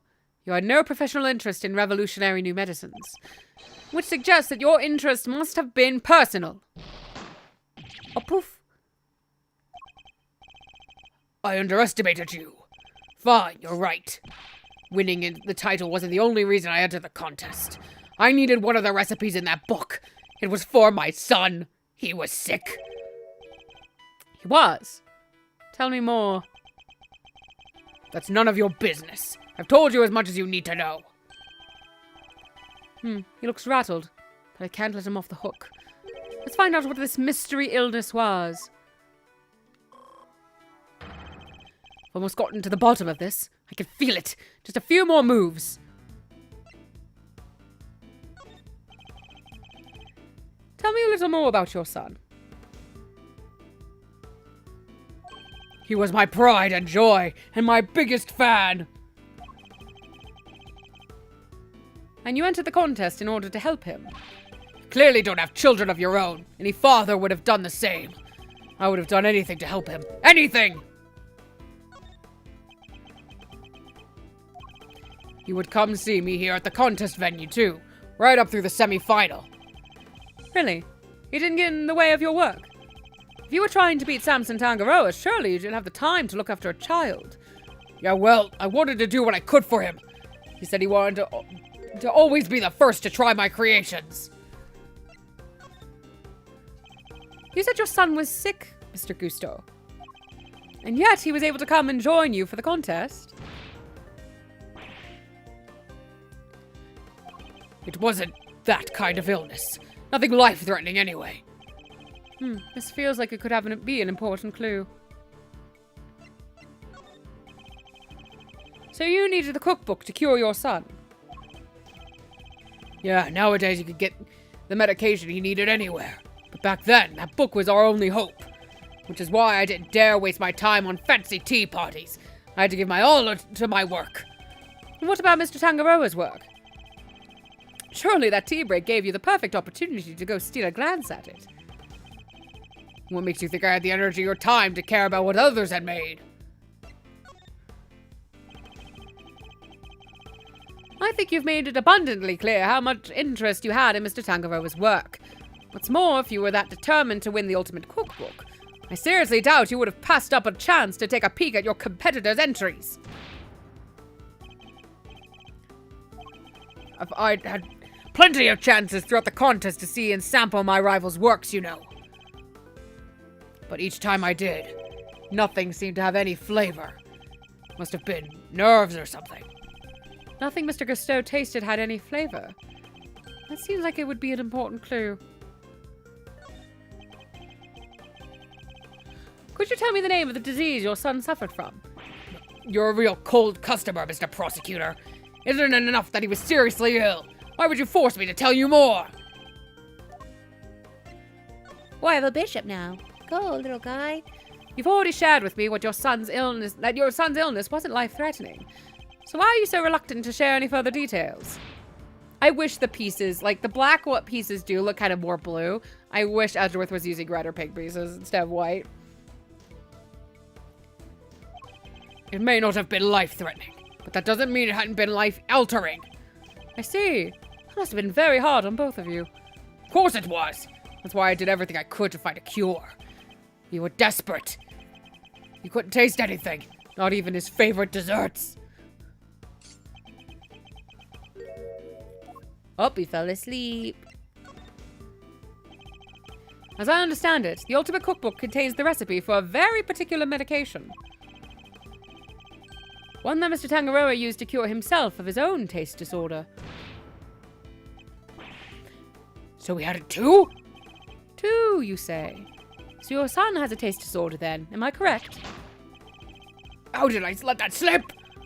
You've been asking me to believe that you needed to win the cookbook in order to cure your son. But was that really the case? Of course it was. What are you saying? I'm saying that I'm not sure that's true based on everything you've told me. Have this, Rook. Taste disorders are difficult to live with. It isn't easy not being able to enjoy your food. This is hitting so hard with knowing about like long COVID and stuff. I know some people have just not gotten their taste back, and it's like, damn, wish we had this. Taste disorder. You should know. After all, you just told me you'd experienced something like that during the contest. You said that nothing you sampled had any flavor. Those were your words, correct? Which would seem to suggest that you were suffering from a taste disorder. A confectioner without a sense of taste. Not exactly ideal. Are you sure it wasn't actually your own condition you were seeking a cure for, Mr. Gusteau? I've had enough of your speculations. I managed just fine in that contest. I made all my own entries, no problem. I love that it's a pawn that's gonna kill his queen. That's great. Sorry, but I'm afraid you're contradicting your own testimony. You already admitted that you— Oh no, my controller! I dropped it. Oh no. Hold on, I gotta grab it. Oh no. Come here. You already admitted that you and Mr. Frost had worked together during the contest. It's too late to claim you did it all on your own now. That was a bit intense for that simple one. You would have us believe that you are a man of principle, a dedicated student of the confectioner's art.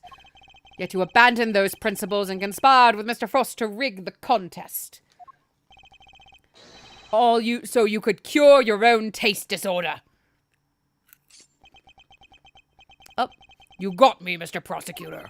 As you said, my sense of taste was shot. My son's was fine. I kept it hidden for so long. 18 years and nobody knew. Sadly, you can lie to others, but you can't lie to me.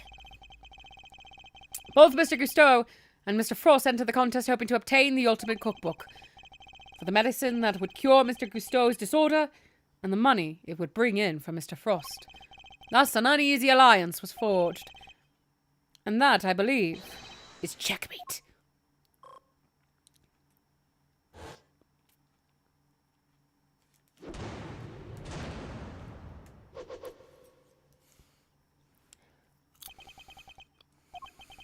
I'll admit it. You're good. I never told anybody any of this, but you figured it all out anyway. It's true. 18 years ago, I developed...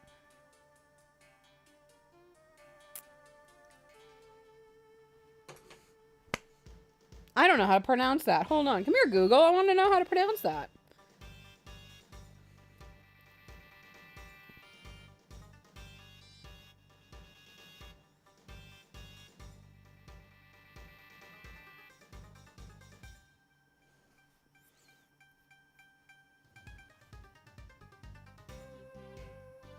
I don't want like a YouTube video. I just want like a link so I don't have to close my stream on my phone. Thank you.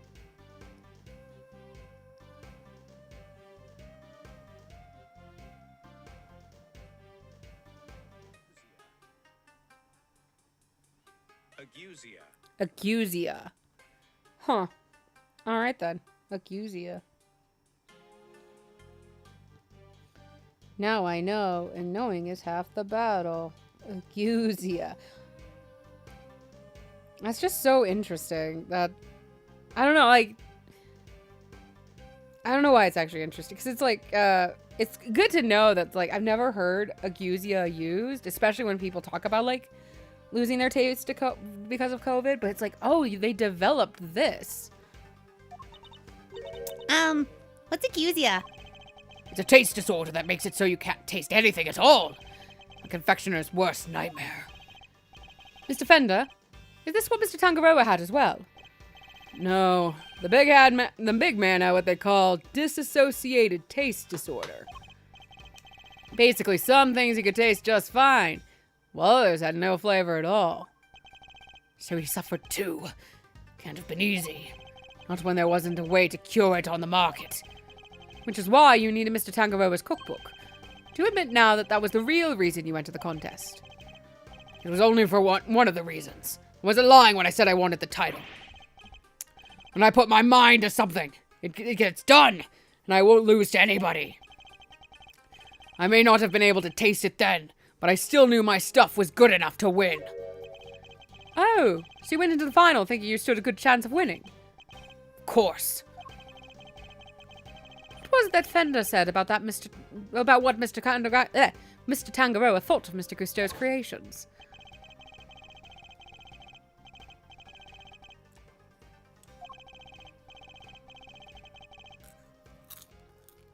Oof. That's right. We were told that your entry for the final was far from the prize-winning taste sensation you describe. What happened, Mr. Cousteau? What went wrong that day? Fine. You want me to talk, I'll talk. But you're not going to like what I have to say.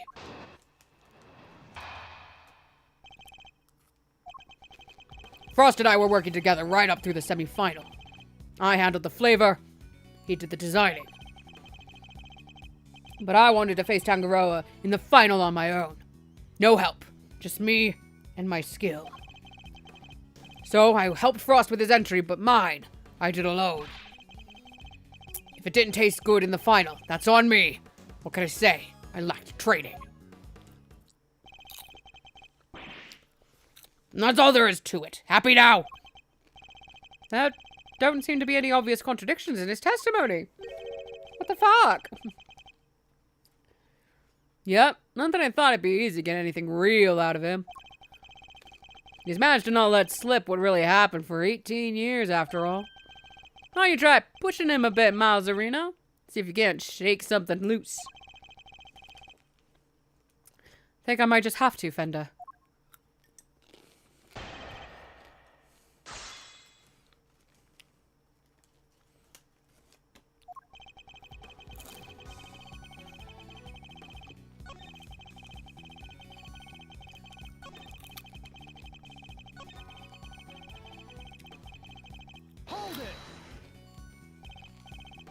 And yet I heard that your creations prior to the final were scored highly for their flavor.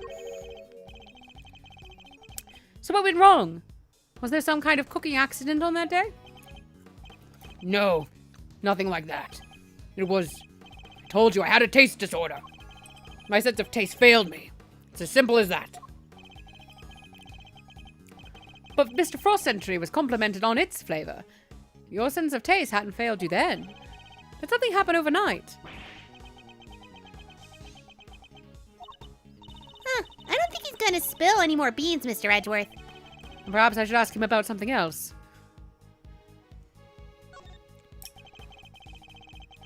Did something change between the semi-final and the final, Mr. Gusteau? Not really. The only difference between the semi-final and the final was that Frost wasn't helping me.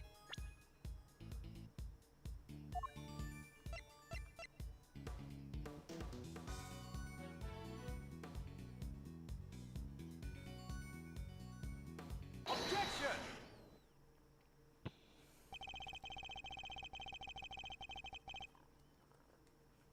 I can think of one significant difference between the semi-final and the final, Mr. Gusteau.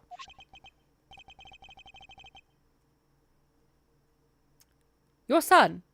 This is him in the photograph, correct? You told me he was here with you up through the semi-final. He was. What of it? What indeed? He was here with you until the semi-final, until he suddenly wasn't for the final. And just as suddenly, your work went from being lauded for its flavor to being lambasted for it. I don't think that's a coincidence, do you?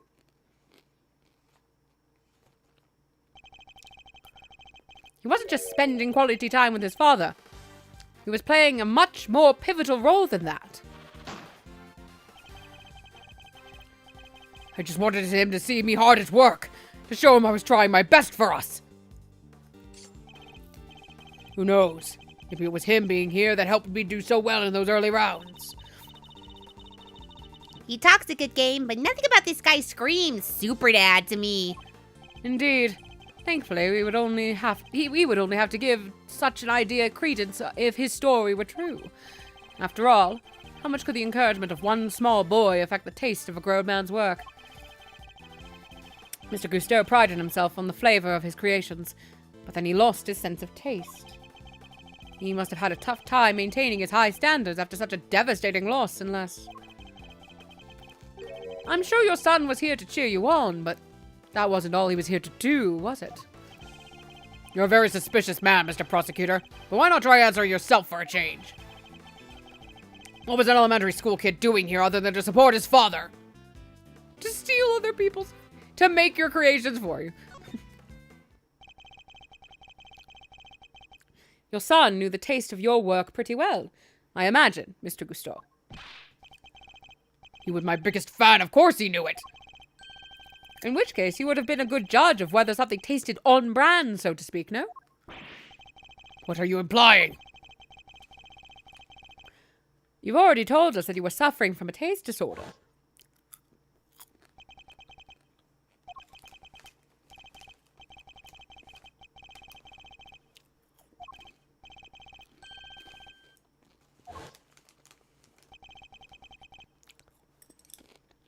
No one knew about your condition.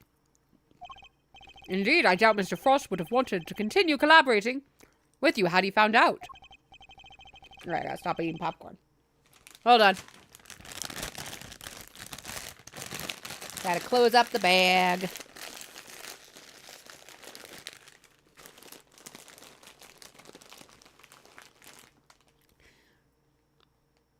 After all, it was your job to make sure his creations tasted good. Therefore, your son wasn't just here to support you. He was helping you by taste testing your work.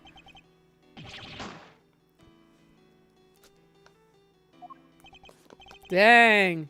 Now it all makes sense. I guess. Frost stuff tasted good because it really was finished the day before when the kid was still here.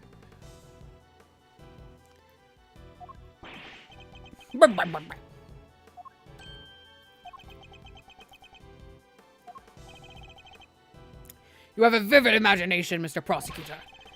But do you seriously think I'd trust a kid to tell me how to adjust the taste of my masterpieces? If it was your son, yeah. I have some pride, you know, even back then. Did you now? My designs may not have been much to write home about back then, but I always knew my work tasted better than anybody else's. Think I'd risk everything by putting my reputation in the hands of a child? When you have a taste disorder, yeah. This is just more speculation. That's all it is. In that case, I ask to speak with your son this instant. Let's see how much of your story can corroborate. My son is dead. Oh. What? Sadly for you, my son is no longer my concern. What?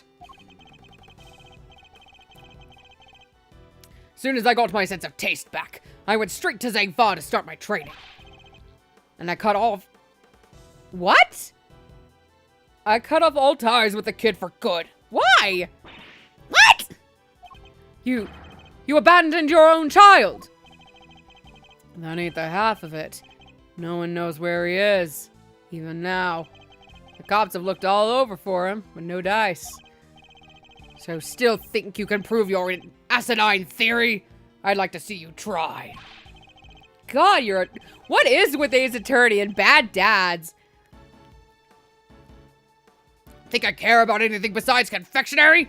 Think again. You cared enough to make a child. Then again, I saw no wife in the picture. You knocked somebody up and then just paid child support and tried to be part of his life when you had your disease. You dick.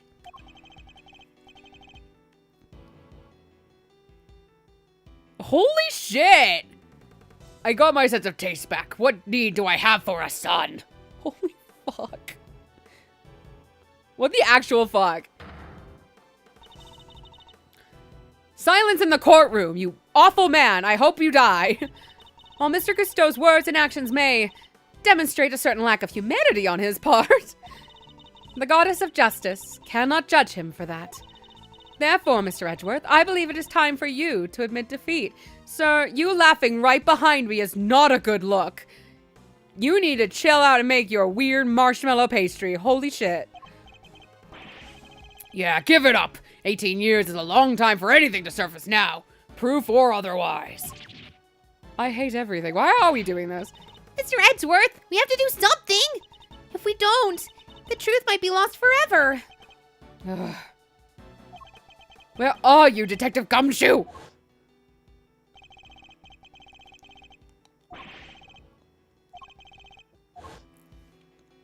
I forgot we were having him do that. That's the last piece of the puzzle, I'm sure of it. Once we know whose blood it is. Hey, Miles. Sorry to cut in on your mind palace time, but I was pondering something myself. Our friend, Cousteau, didn't come here just to check up on the body, did he? You mean because he tried to open the case? Exactamundo. Think we have anything that might explain why he tried to do that? We might. If Detective Gumshoe can make it back in time with a certain piece of evidence. That's quite enough idle chatter, defense. Now, if you... Mr. Edgeworth, sir! Sorry to keep you waiting! Yay, Gumshoe! To the rescue! Speak of the devil. I take it you have the test results, detective? Where is the detective? Oh, there he is. Yes, sir! The lab just got back to me!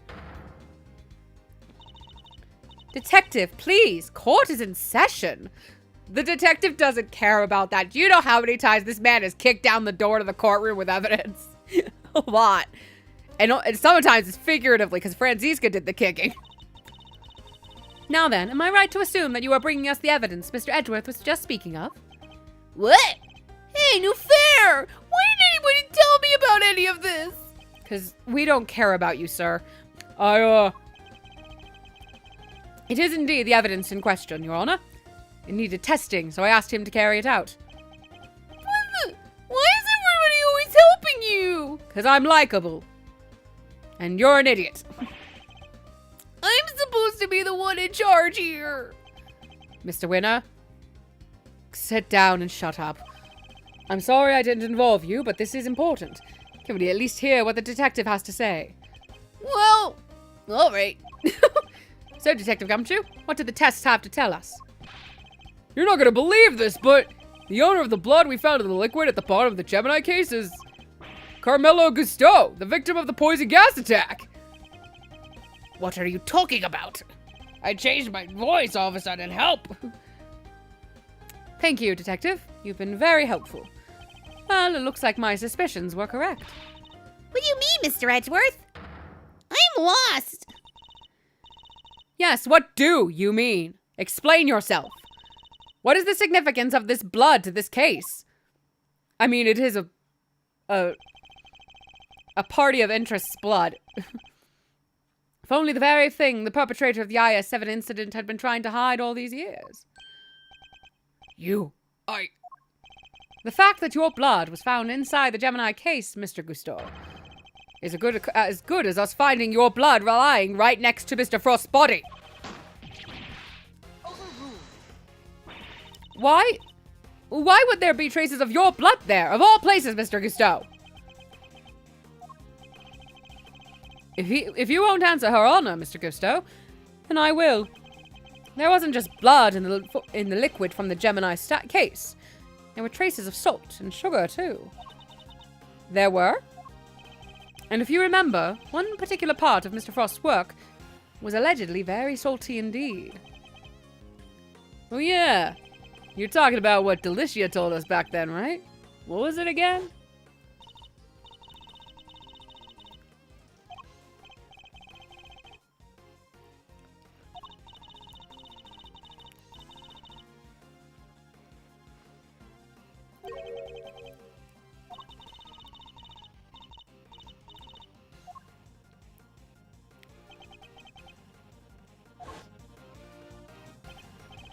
Yes, the liar.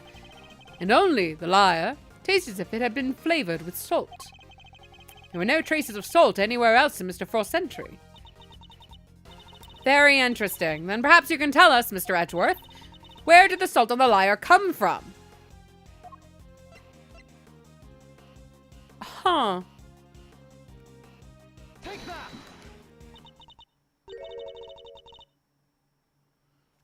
This is the lamp from the IS-7 incident. Indeed, and I believe that the salt that gave the liar its flavor came from just such a lamp. Mr. Von Karma had established that both salt lamps were in Mr. Tangaroa's room at the time of the crime. One of them was used to kill Mr. Frost, and it was stained with his blood. But no corresponding pool of blood was found in Mr. Tangaroa's room. Right, because the culprit had chucked the piece of chocolate with that into the little stream. Furthermore, aside from the liar, no traces of salt were found anywhere else in Mr. Frost's room either. Hey, come to think of it, the lamps we found in Delicia's room were both broken. The lamps, oh, yeah. Oh, that's a flashback. I'm not reading that shit.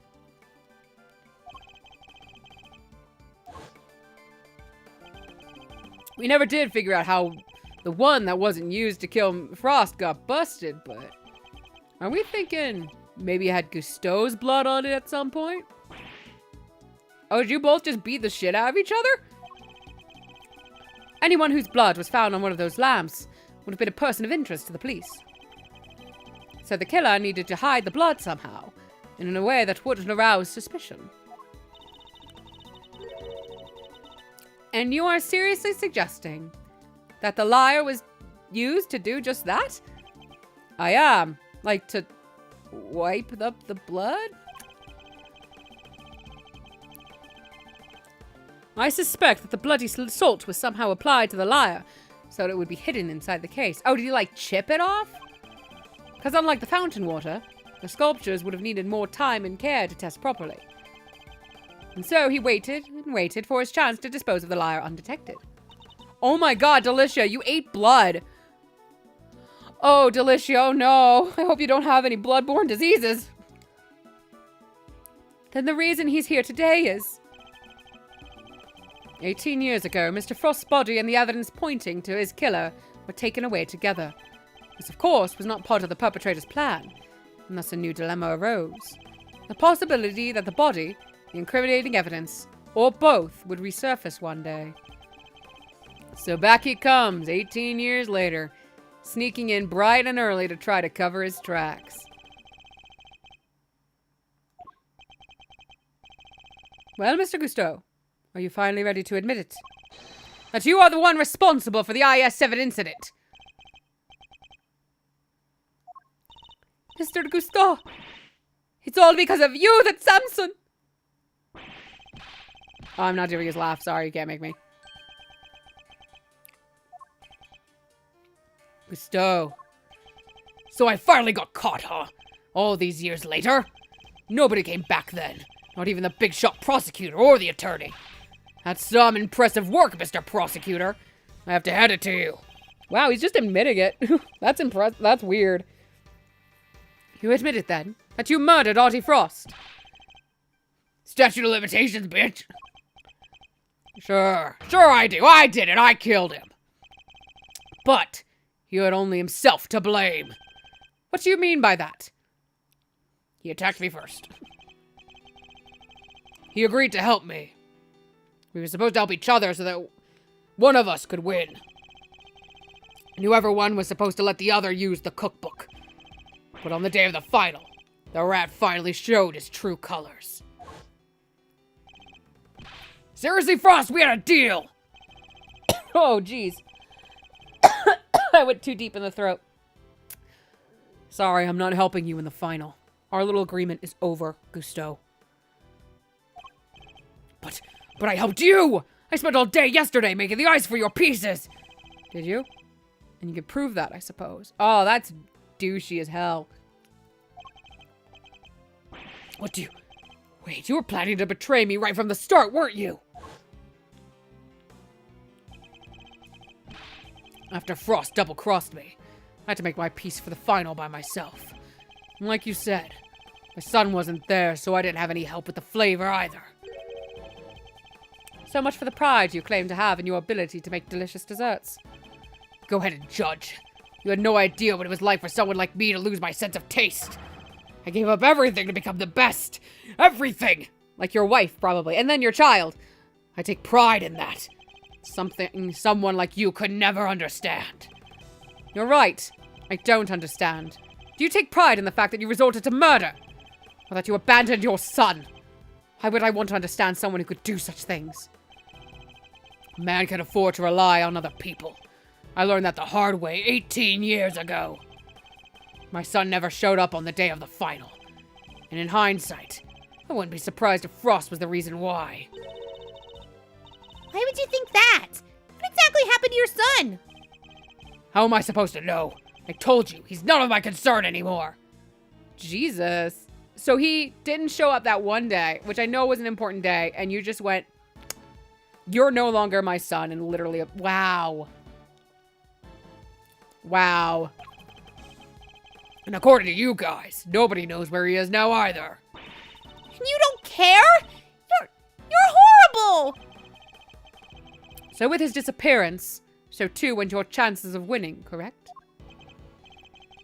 Yeah, I had to find another way of getting my hands on that book. That's when inspiration struck. I decided to skip afternoon tea and snuck into Tangaroa's room. It should have been so easy. All I had to do was photograph the formulas I needed and get out of there. But then Frost showed up.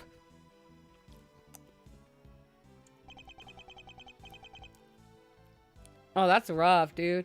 Why do you all have those neckties? I hate it. I know they're supposed to look like pastry bags. They don't. I thought I might find you here. Stealing recipes from the famous cookbook, huh? Frost! What is this? A cure for taste disorders. Oh no, that's just too tragic. A confectioner who can't taste anything? What will people say? If you tell anybody, I'll... You'll what? Can't even hit me, you miserable worm. Why, you? Oh, did he hit you first? Frost shoved me hard when I went to punch him. knocked me clean off my feet. I crashed into one of the lamps. Must have been when my blood got on it. So Mr. Frost wasn't the first to get hurt. When it was all over, I realized I had to get rid of that blood somehow. So I scraped off all the bloodied bits and dissolved those salt shavings in some flavored ice mixture and brushed it all over the harp. Gross. And that's how you made the evidence linking you to the murder vanish. Frost was going to blackmail me. He would have made me give him money to keep quiet about my condition. So you decided you had to kill him. Yeah, I guess I did. Why would I let him live? Would you want someone holding something like that over your head? Besides, he's the one who drew first blood. Makes for a solid case of self-defense, don't you think? So that was the impetus behind it all. Anyway, I initially took the lamp to Frost's room. Went straight there once I figured out how I was going to hide the bloody part.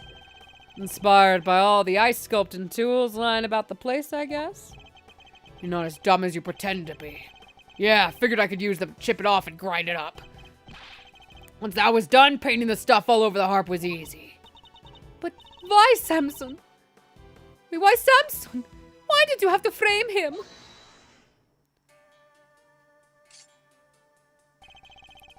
I never meant for the cops to pin it on him. That was your fault. You and the rest of them. Why do you think I went to the trouble of placing the lamps and cloths back in Scone's room? There's only one reason to plant the murder weapon in the room of another contestant. And that's to cast suspicion on that person. What? You're trying to frame me, Goodsy Pants! Yeah. But why? Why poor old me? I respected Tangaroa. He was the best, true champion. You were a liar. I would never have wanted him to take the fall. But you're a fraud. Your work wasn't even real. You had no respect for our craft at all. You deserve to be punished for what you did. Oh, Goodsy. How could you? And had you refrained from eating Tangaroa's work, Frost's body wouldn't have been found.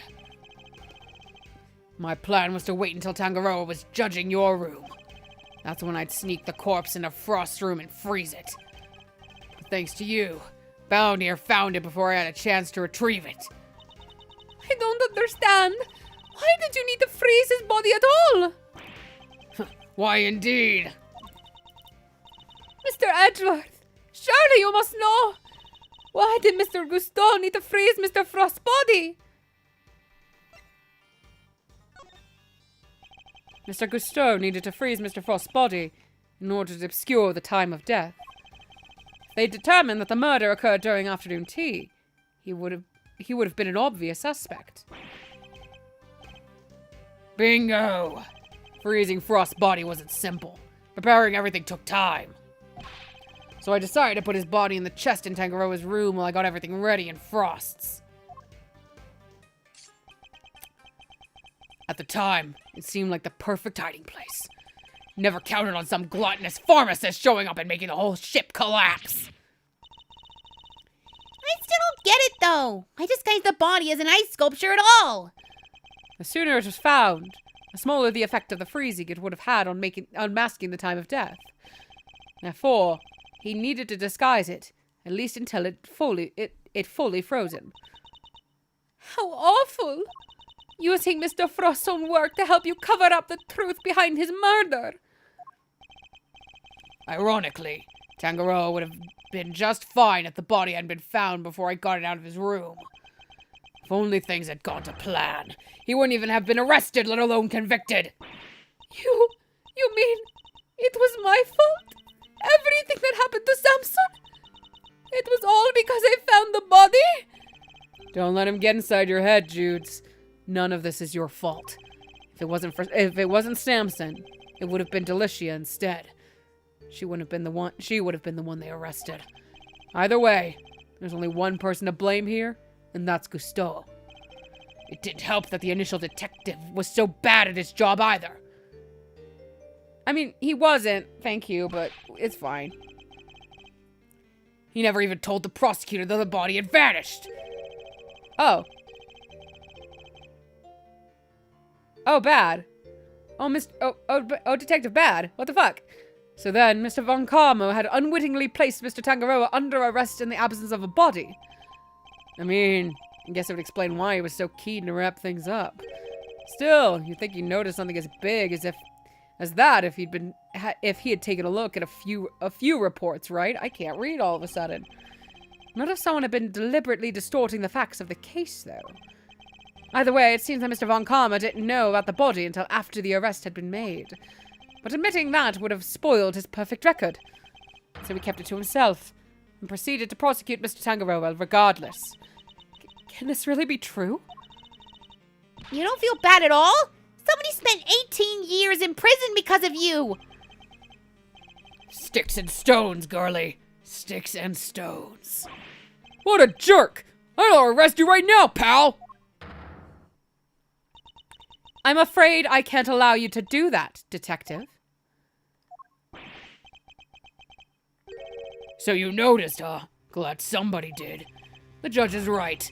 You can't lay a finger on me. What? Why? You just confessed to murder! No idea, huh? I guess I better lay it out for you. Statute of limitations. I killed Frost 18 years ago. I don't think this is actually how the statute of limitations works. I don't know, though. I honestly don't. Because, like, admitting in front of a judge and a prosecutor and a detective something you did after a statute of limitations runs out, I think you could still be arrested for that crime, right?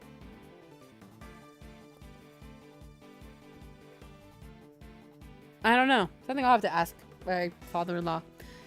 The statute of limitations for murder in this country is 15 years. You do the math. You can't arrest me. You think I'd have confessed otherwise? That's right. The statute of limitations is only 15 years. Is this really the end of the line, Mr. Edgeworth? Once the statute has expired, you can't be charged, so... But... How unfortunate, Mr. Edgeworth. I'm afraid that both Mr. Gusteau's confession and your deductions will have to be struck from the record. That Mr. Tangaroa's conviction will remain in place. But we've finally proven that the police never had Mr. Frost's body in their possession. Even if we can't arrest Mr. Gusteau, surely Mr. Tangaroa has grounds for a retrial on that basis. Does he? I wouldn't be so sure. I'm afraid that the goddess's judgments are somewhat harder to overturn than you might imagine. Why? So the committee means for the verdict from 18 years ago to stand no matter what. Bad luck, Mr. Prosecutor. There must be something we can do.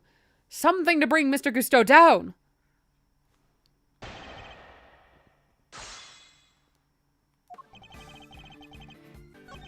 Like, this is crazy. Because, like, we've dealt with statute of limitations before, and I feel like it was a good use of it. Because that was what Edgeworth's, like, the fourth case of the first game was all about. Well, not all about, but, like, a major part of it was the statute of limitations on the DL6 incident. It's why Edgeworth does what he does. I don't remember if other cases do it, but we also have had a retrial with Maggie Bird in game 3, case 3, so like it's not that unheard of to overturn things, but I don't know. Depending on your actions over the last 18 years, the statute may not have expired yet. This ought to be good. All right, I got nothing to hide. If there's something you want to ask it. Very well. Tell us where you've been and what you've been doing since the incident. Sure. Not long after the contest, I was able to cure my taste disorder thanks to the formula from that book. And not so long after that, I went to Zhang Fa to really buckle down and hone my craft. Explains a lot. I tried to contact you after the fact, but I guess you were long gone by then, huh? Could be. I left, let's see, around a year after the murder. It was before Tangaroa's last day in court. Going to Zhang Fa was the best thing I ever did. Flavor, design, I'm the full package now! Oh, ooh. And all on the backs of those whose lives you destroyed! God, this guy is evil. What's an omelet without a few eggs, huh? Nothing, Mr. Prosecutor, nothing! You're evil! Sticks and stones, girly! You can't arrest me, and that's all that matters. I need more to work with. There has to be something I can get out of him. Maybe I can push him further on the statements he's just made. Is there anything I should follow up on? I'd like you to tell us more about your training in Zhangfa, if you wouldn't mind. Fine. I later went to Zhangfa to train, and I finally became the best in the world.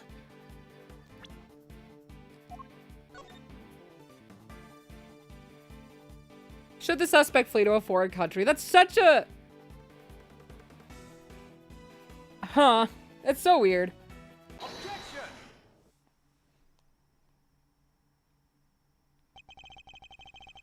The statute of limitations for murder is subject to the following condition.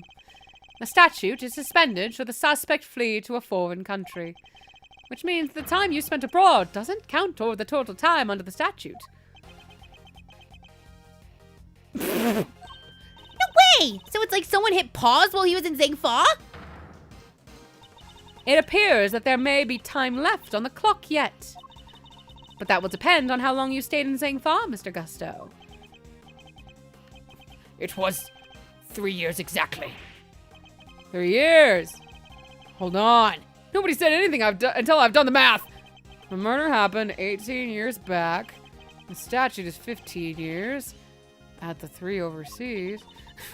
15 plus 3 makes exactly 18! Which means no way! Mr. Edgeworth, you did it! The statute hasn't expired after all! Fuck you, buddy!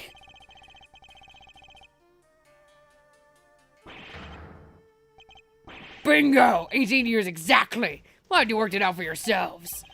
He's just been stringing us along this whole time. Why is he laughing? We're good, aren't we? We can arrest him now! I hate to break it to you, little sis, but IA-7 went down at the end of December. It's April now, which means, strictly speaking, it's been 18 years and 4 months since Frost's murder. If Cousteau's stay in Zhangfa really lasted 3 years on the nose, it's not enough. We're a few months short. That's ridiculous. Not enough, but... What'd I tell you? You can't touch me. Oh yeah, wait, hold on.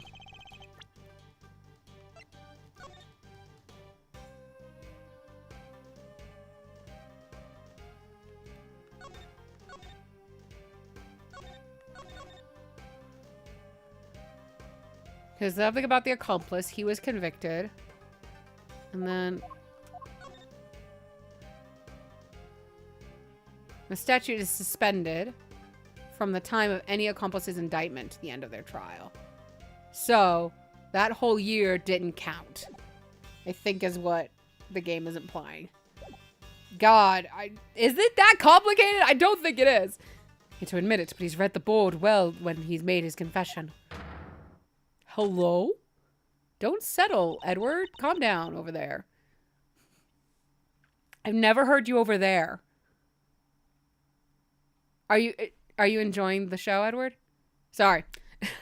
Whenever the house creaks or settles, I always just blame it on a ghost I've named Edward. So I just talk to the settling house sometimes. How unfortunate, Mr. Edgeworth. If only the statute had been suspended for another year. Those who would overturn the goddess's judgment must be willing to pay the price should they fail. And you, Mr. Edgeworth, have failed. No. There must be something I can do. I knew it. What if the law can't bring Mr. Cousteau to justice then? Judes, what are you thinking? Judy, don't you dare pull out a gun or a knife. Judy! Objection! There's no need to go adding to your rap sheet just yet. We're not done here. Far from it. Is there still a way we can nail him? There is? All right, Mazarino, pep talk. I need you to think back over everything we know about the case. Gusteau's overlooked one critical thing that you yourself were led to believe wrongly about. Which is... he wasn't there for Samson's last trial, remember? Best I could tell. He doesn't seem to know what the final verdict that came down that day is. Which means there's still one way left to us. Crack it open your statutes for dummies there and take another look. 17 years ago, he really did a number on Samson and framed him with a pretty picture. But if we make good use of that verdict now, we can make Gusteau pay in full for what he's done. And are you? Those who would overturn the goddess's judgment must be willing to pay the price should they fail. Samson's my client, Miles, and I can't bring myself to use the source of his pain as a weapon in this fight. So whether we play our last card or not, it's gonna have to be up to you.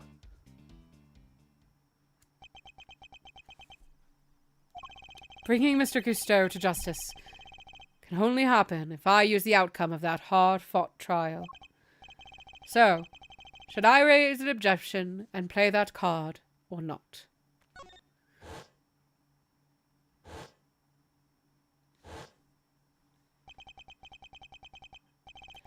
My father and Mr. von Karma, one sought to reveal the truth, the other to hide it. I know which path I chose to follow, the one that seeks to reveal the truth. This court has reached its final verdict. The record will state that Mr. Gusteau has been found not guilty on all counts. No, Your Honor. Mr. Carmelo Gusteau is absolutely guilty, and I refuse to let him walk away. His crimes are too unspeakable to go unpunished. Do you mean to suggest that you have grounds upon which to call for his arrest? I do. Now to show Judge Gavel something that proves the statute of limitations hasn't yet expired. Very well. Is there a particular page of this IS-7 case file you would like to refer to? I'd like to direct your attention to the page concerning the suspect. As you can see, Samson Tangaroa was convicted as an accomplice. And it took around 1 year for his indictment for that verdict to be reached. Yes, that does seem to be the case. The book you gave us details certain conditions pertaining to the statute of limitations for murder. One of them, as I mentioned, is that the statute is suspended if the suspect flees the country. And another states that the statute is suspended from the time of any accomplice's indictment to the end of their trial. What? Tangaroa was convicted as an accomplice? I think you said that earlier yourself, buddy, but whatever. Yep, guess you were in Zingfa when the verdict came out. Samson was convicted as an accomplice, not as the main perpetrator. Which is clearly news to you, and not good news either, am I right? But how could that be? Tangaroa wasn't an accomplice to anyone. He was innocent and you know it, Oh, we know it. It's what we've been trying to prove all along. And in a pleasing twist of fate, his wrongful conviction will be the very thing that sets him free. If you spent 3 years in Zengfa, and your accomplice, Samson Tangaroa, was on trial for 1 year, it means you can still be charged with Mr. Frost's murder up to 19 years after the fact. In other words, the statute of limitations hasn't expired at all. The goddess's judgment is infallible, but that of her servants, it appears, is not. It seems the prosecutor in charge of this case may have erred. Unbelievably, we may have no choice but to instigate a full inquiry of a dead man, apparently. No, how could this? Okay. 18 years. That's a long time to let somebody else suffer for your crimes. It's time to pay the piper, Gusteau. And not a moment too soon. Fuck you. But I'm finally the greatest. My brilliance has been recognized! I gave up everything for this! Everything! Even my son! More's the pity. But you can't run from the law forever, because the bills come due at last! Oh, breakdown time, breakdown time.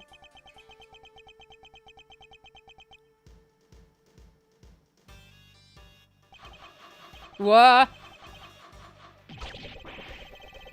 I really want to know if that is like marshmallow or whatever. Oh. He's exercised his demons. That is a pretty weak breakdown, honestly. Mr. Gusteau's all set up for his trip downtown, sir. Good. Which means it's your turn next, right? I suppose so. Judes. I am so sorry, everybody. I've caused you all so much trouble. But thank you. Thank you so much for bringing Mr. Gusteau to justice at last. I'm afraid there's no escaping the consequences of your actions, Miss Bound. But those actions were born of the legal mistakes that were made all those years ago. We all know that. So allow me to apologize in return, on behalf of the prosecution. No, I have no one to blame but myself for it all. Starting with those sculptures. Hey, Judes. Think maybe you might want me to represent you? I'm not some nervous newbie anymore. And there's no way I'm letting you take the rap for everything. Aww. Her tears are... Oh, I love the crying behind the fan. That's so sweet. Oh, I'd be honored. Thank you, Mr. Fender.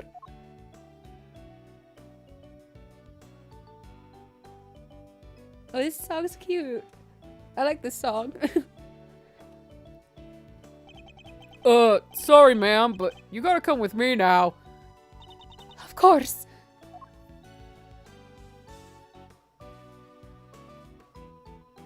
Bye, sweetie. You're so cute. Bye, Judy.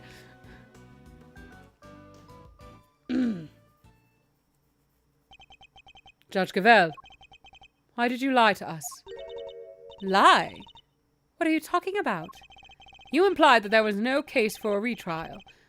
But as we've proven, that wasn't true.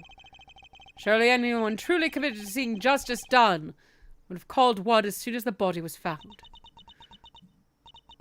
I am under no obligation to answer such questions. And you clearly have no intention of doing so either. Truly, you are proving to be quite a threat to the Committee of Prosecutorial Excellence. As such, you give me little choice but to report back on your continued transgressions. No doubt you will be called to appear before the committee in due course. The committee is so evil in this, like, stupidly evil. Like, how is she defending this? Now, I must be on my way. And if she becomes a good guy at the end, like, fuck off. What the heck? And after you caught the real killer and everything. Isn't that what the prosecutors are supposed to do? Regardless of how it all may play out, I will never regret what we accomplished here today. Mr. Edgeworth. Hey, Mr. Edgeworth! Yes, you weirdo? Why did you stick your nose in this case anyway?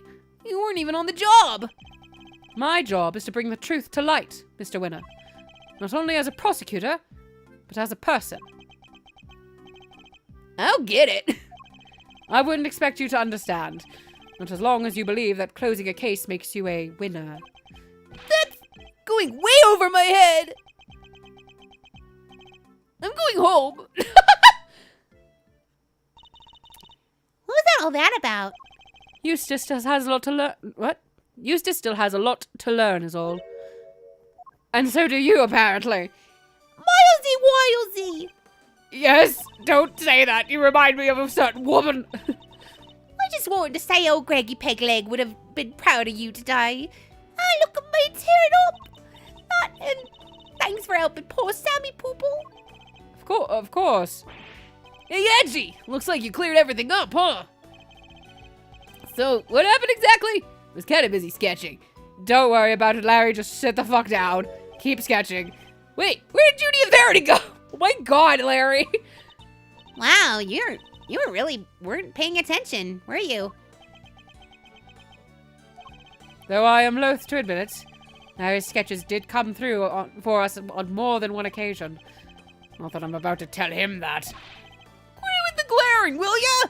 Whatever I did, I'm sorry. Calm down, Larry. I wasn't glaring at you. You totally were. You're just like your pop. He was a terrible liar, too. He was? Listen, I'm gonna head out. Need to fill Samson in on what went down today. Wanna come with? Yes, of course. Great! I'm coming too!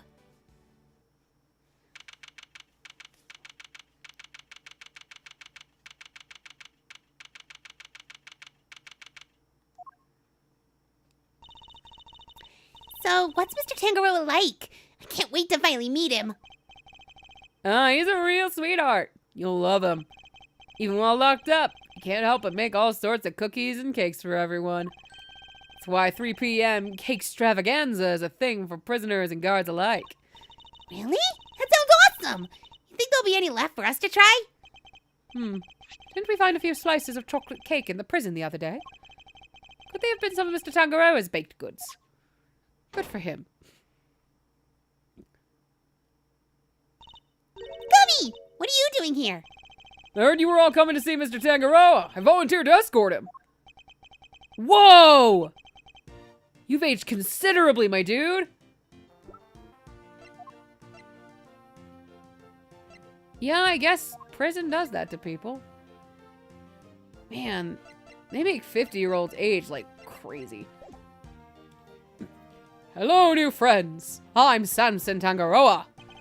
Prosecutor Miles Edgeworth at your service. And I'm Mr. Edgeworth's trusty sidekick, Kay Faraday. It's very nice to meet you both. Miles here is Greggy's son. Is that so? Your father was very kind to me and fought so hard for my case. But in the end, I betrayed him. I made a false confession and... Don't worry, Mr. Tangaroa. Mr. Fender has explained everything to me. Sure did. And now we're here to tell you the truth about what happened 18 years ago. The truth? Judy did all that for me. Crazy kid racked her brain for 18 years until she'd finally figured out how to set you free. What can I say? Turns out, she really would do anything for you. Oh, Judy. I never did anything to deserve such devotion. You were her dad, dude. Come now, Mr. Tangaroa. I think we all know that's not true. The bond between the two of you has held strong for all these years, after all. You think so? I guess I better show him. Which piece of evidence is proof of the bond Mr. Tangaroa and Miss Bound share? There they are. Take that! Those chocolates. Judy made them, didn't she? Yes, she did. They're super delicious and sweet. Miss Bound continued making them just as you taught her, even after that faithful day. So that there would always be some waiting for you when you finally came home. Judy.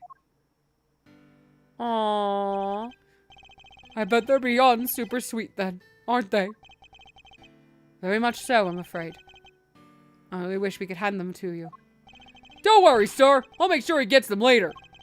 Which would be a clear breach of prison policy. Not that I have the authority now to stop him anyway. Thank you very much. You know, Detective, something about you reminds me of Detective Bad. Really, pal? Because I look up to him a lot. He's my role model. You don't say. Seems fate likes to bring people of all sorts together, huh? You hang in there, Samson. Just a little longer. I should be able to get you out soon. Sorry it's taken so long. Nobody should have to wait 18 years to get justice. Don't be silly, Eddie. I'm the one who should be saying sorry. Or rather, thank you. Truly. Samson. Well, I guess it's my turn to wait for Judy to come home now. I better make sure there's something delicious on the table for her when she finally walks through that door. Don't let me down, Eddie. Leave it to me, big guy. How long Could someone be in jail for attempted murder? I wonder. The IS-7 incident. It's been 18 long years, but this case we inherited from my father is finally coming to a close.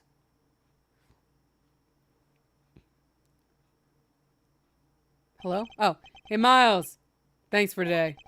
I'm sorry for forcing you to make the final call like that. Not at all. I simply made the call that felt right to me. Huh? What are you guys talking about? You know Samson was wrongfully convicted? We had to pretend that he wasn't in order to Dale Gusteau, but to use his false conviction against him, even to save him. As his lawyer, I just couldn't bring myself to do it. Yeah, I can see that. But now that Gusteau's behind bars, I can finally start to get that wrongful conviction overturned. Yes, and I am sure you will. Wait a minute. Does this mean that even if you were only doing what's right, if the false conviction hadn't been overturned before today, Mr. Gusteau would have gone away scot-free? Yep. It's what we folks in the trade like to call a legal contradiction. The law is far from perfect. Because of things like legal contradictions, right? Yeah, but you never know. Things might change. The law is always evolving, just like us humans. Your Uncle Eddie and Miles Areno included, am I right? The potential for growth and change in people and the law, huh? So, Miles, are you going to keep fighting crime as a prosecutor or help people as an attorney? Something tells me you got a big decision ahead of you, one only you could answer. I know. Well, let's just say I won't complain if you show up at the office one day.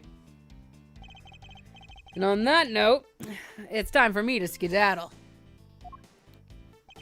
I owe big time, and I always repay my debts, but for now, thanks again for today. I mean it. Bye. Did he seem kind of in a hurry to get out of here to you? He did. And honestly speaking, I'm the one who owes him a debt of gratitude. After all, he gave me the chance to reckon with my father's final case. When I was a boy, all I ever dreamed of was becoming an attorney like my father. But then, during my time with Mr. Von Karma, I learned the way of the prosecutor instead. Eventually, with the help of some good friends, I found my own voice and a new way of life. But now my career as a prosecutor is at risk of being taken away from me. It may be time to take another long, hard look at how I want to live my life, whether I like it or not.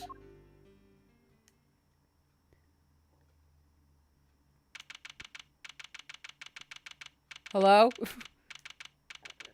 Why are we... Well, okay. Hey, Gregory. Sorry for reporting in so late. Aww. May have taken 18 years. But we're finally in a position to prove Samson's innocence. All thanks to your boy, Miles. Could have done it without him. You should have seen him. The way he fought for the truth gave me chills. It was like I was watching you. Aww. Look at that. Look at these stupid men. Look, I know I'm not half the attorney you were. Are those guiding principles you tried to instill in me? I like to think I'm embodying them now as I carry on your legacy. Here's hoping. Oh, they're the exact same fucking faces! Your boy will be joining me in that soon.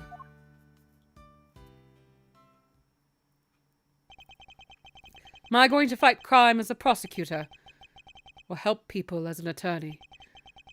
What is the right answer? Which path should I choose?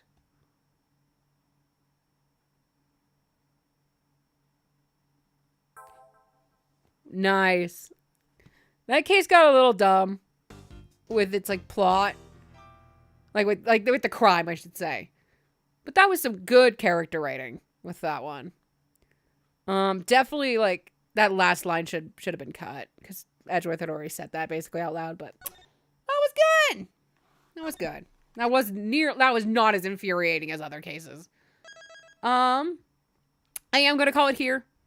Just because, holy shit, that took way longer than I thought to finish off that case. So next time, which will be next week, unless I have a rental. Let me double check my calendar. Because I like to announce when we're streaming at the end of these, just because it's helpful to people, I would think, if they watch these right after we finish streaming. Yeah, I'll be streaming again next week, noon or 1 of the 2 times. It's kind of, or I stream every Wednesday, starting either at noon, 1, sometimes 2 Mountain Standard Time, and go till 5.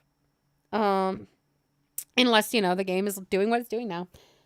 Luke should be streaming Saturday mornings. I think right now the game he's playing is Tales of Grace's F. That was just remastered, so he's playing through that. Sunday mornings, and both of Luke's streams start at 6 a.m. MST. On Sundays he streams as Edgelord, one of his characters. I think Edgelord is playing through Metroid Prime right now. I think he's finishing that up this Sunday. And then I think the next game he's playing is Dragon Age. There's actually some polls that have been posted to the community tab. And I think it's on our Discord and it's on our Facebook. And it's on even on Luke's Instagram, if any of you follow him. I don't know if he's given that out, so I'm not going to give it out right now. I believe right now the vote currently happening, I think if there is a vote still, I can't remember if he actually started this poll, would be about which class he's playing. But I think he might be just going with Rogue, just because that's what he finds entertaining with Origins. Yeah, I will see you all next week. Thanks for everyone who joined me for joining, and I will see you guys next time. Bye-bye.